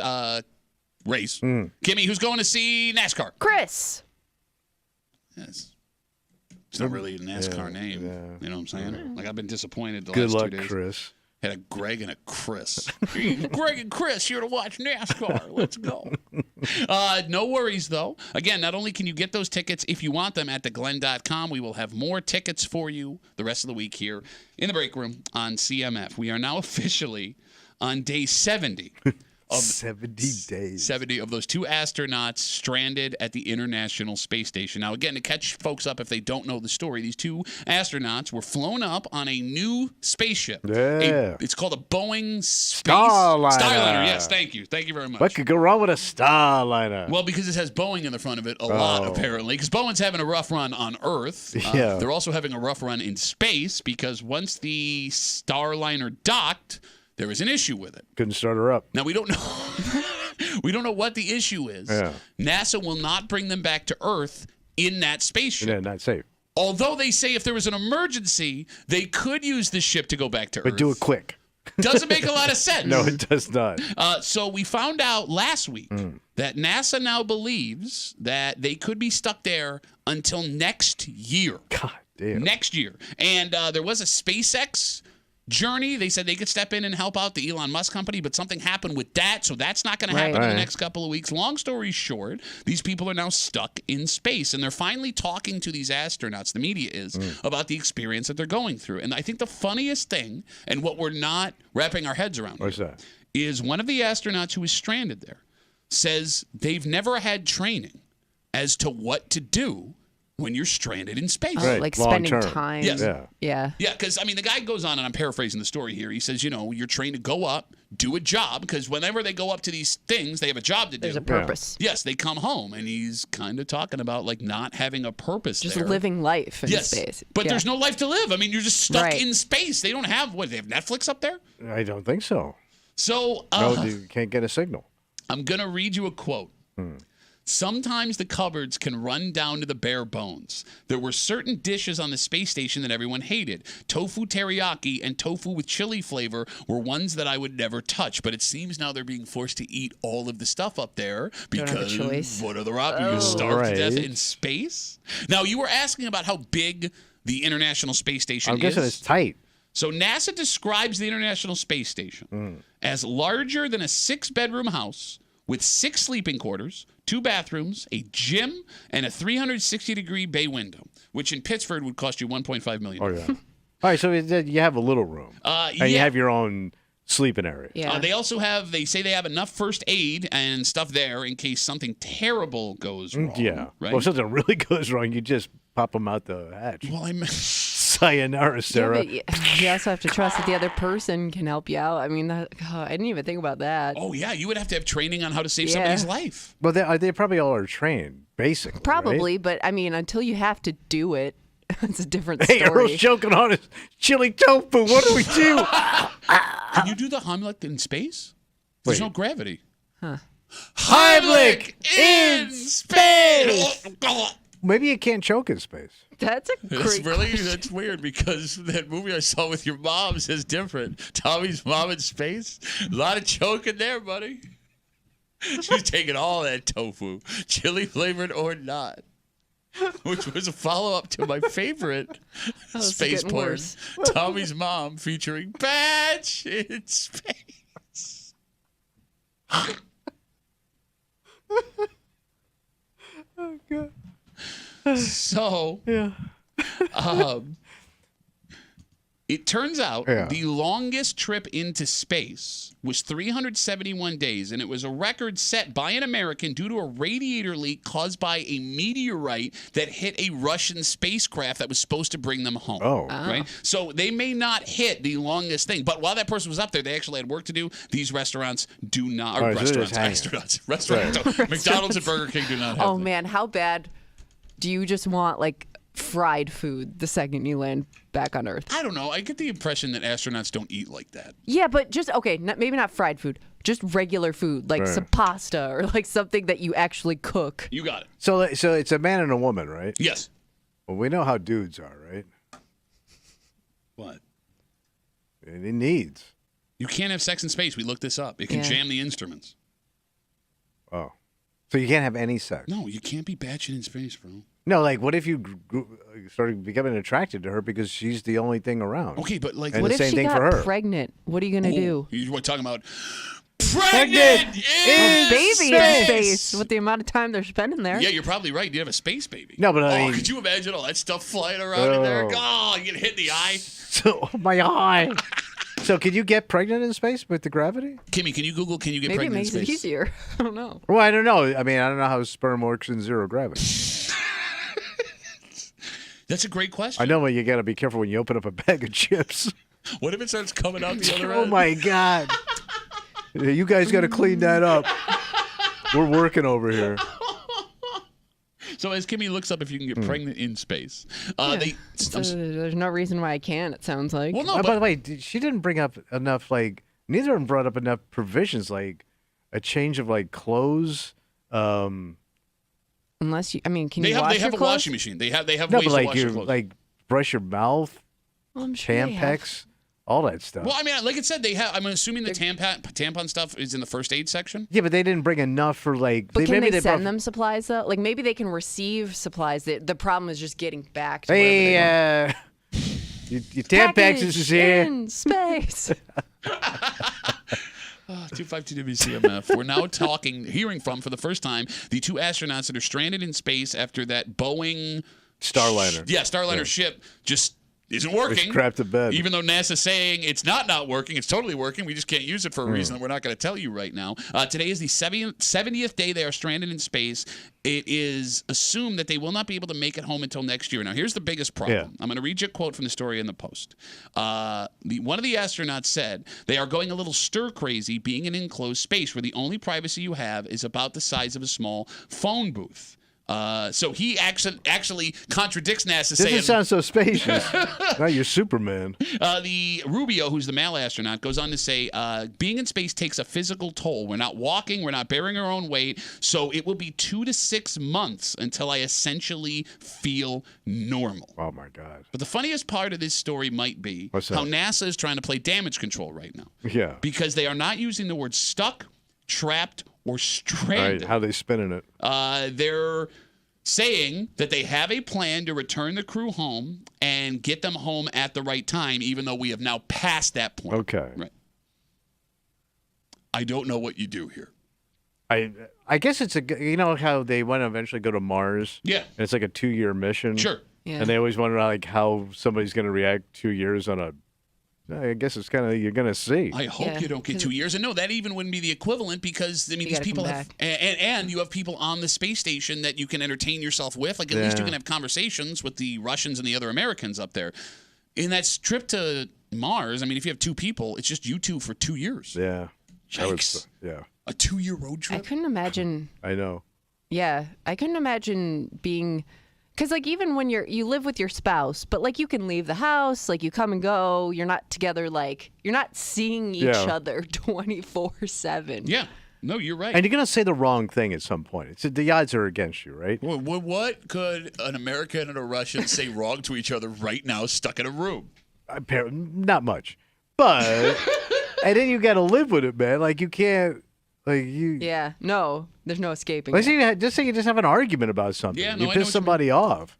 Like there's no like separating yourself. No, you're not wrong. You're not wrong. Well, you got your phone booth. You can go in your little phone booth. Yeah, there you go. So, but I mean, like to your point about the Mars thing, we are going to get an involuntary experiment here. How much a human being can tolerate? Yeah, and I mean, what happens when you have nothing to do in space? Yeah. When you just be in a space It's going to potato. go bad to a degree. You think so? The odds are against you. Just because, like, at some point, you're almost going to forget you're an astronaut. You're just this person stuck in this can. Okay. Like, screw, like, NASA's, like, rules and regulations at some point. I'm here for 6 freaking months, maybe longer. Yeah. I wonder if like you get back to Earth and you're just like, I can do anything. But would you want to do anything after something like that? No, but I mean, I'm saying like I I'm can endure mentally anything. tough enough Oh, to, yeah. to endure Oh, anything yeah. after that. Okay. Yeah, you could Like, run for like anything. you would have like the thickest skin, like nothing would bother you. Yeah. I hope your skin's not too thick. That means you're in space too long. Oh, yeah. Just callous you up. You know, you brought up a good point. We're talking about the first aid and all that stuff, right? Has anyone ever died in space that didn't die like in an explosion in a ship? Like I'm saying, they were just in space in a space station and they passed away. I don't think so. It does say that be a you have a higher chance of getting sick in space, but I don't know if that means like, serious sickness or just like flu-like stuff. Space puke. Ugh. My God. I know. You see it for hours. Could you throw up in space? Yeah. No, but the gravity again. Oh. It's pushing it up. Well, I guess it's anti-gravity. Well, yeah, because you can go to the bathroom. I mean, you could. But that goes down. No, but you could pinch one out of your body. Is it harder to poop in space? Probably easier. I think everything's relaxed. Okay. Because like if I'm floating, like my sphincter, my anal muscles are all relaxed. So I would think it would be easier. Okay. I bet you you don't get constipated in space because everything's smooth. No, but opened up. I guess what I'm asking is like everything comes from the top and goes down. Right. Right. How much does gravity play in pushing that stuff through your body? Oh. Like, do you have to do like special like exercises? Like squats? I was thinking more like Kegels for your butt. Yeah, Beagles, but Beagles if you will. But Kegel just it holds it in. Well, it makes it stronger. Oh. No, I'm being serious when I ask. Like, So do they test your rectum before you go to space? Like if you have a good, healthy rectum? Isn't that what they told you at space camp? Yep, another test, Tommy. Come on over, buddy. Gotta make sure your rectum's all good for space. A lot of space in there now. We come back, wrap it up, tell you what we're doing tomorrow. Kimmy, did you say FanDuel or I'd? I can't remember. Okay, thank you. Tell you what we're doing tomorrow next here in the break room on CMF. But first.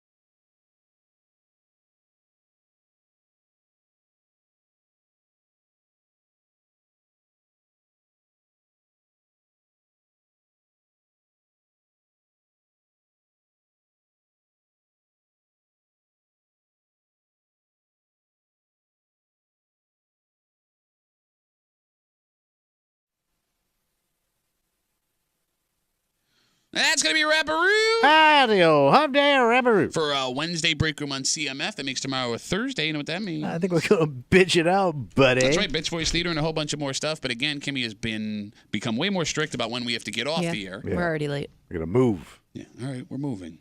Get out. Too much batch and space talk. Which is a common problem on this show. Yeah. Comes up more than you think. For Kimmy, who is done with batch in space. Yes. For Tommy, who will take batch in any space he can get it. My name is Pat Duffy. We'll see you tomorrow morning in the break room, 6 a.m. on 96.5 WCMF.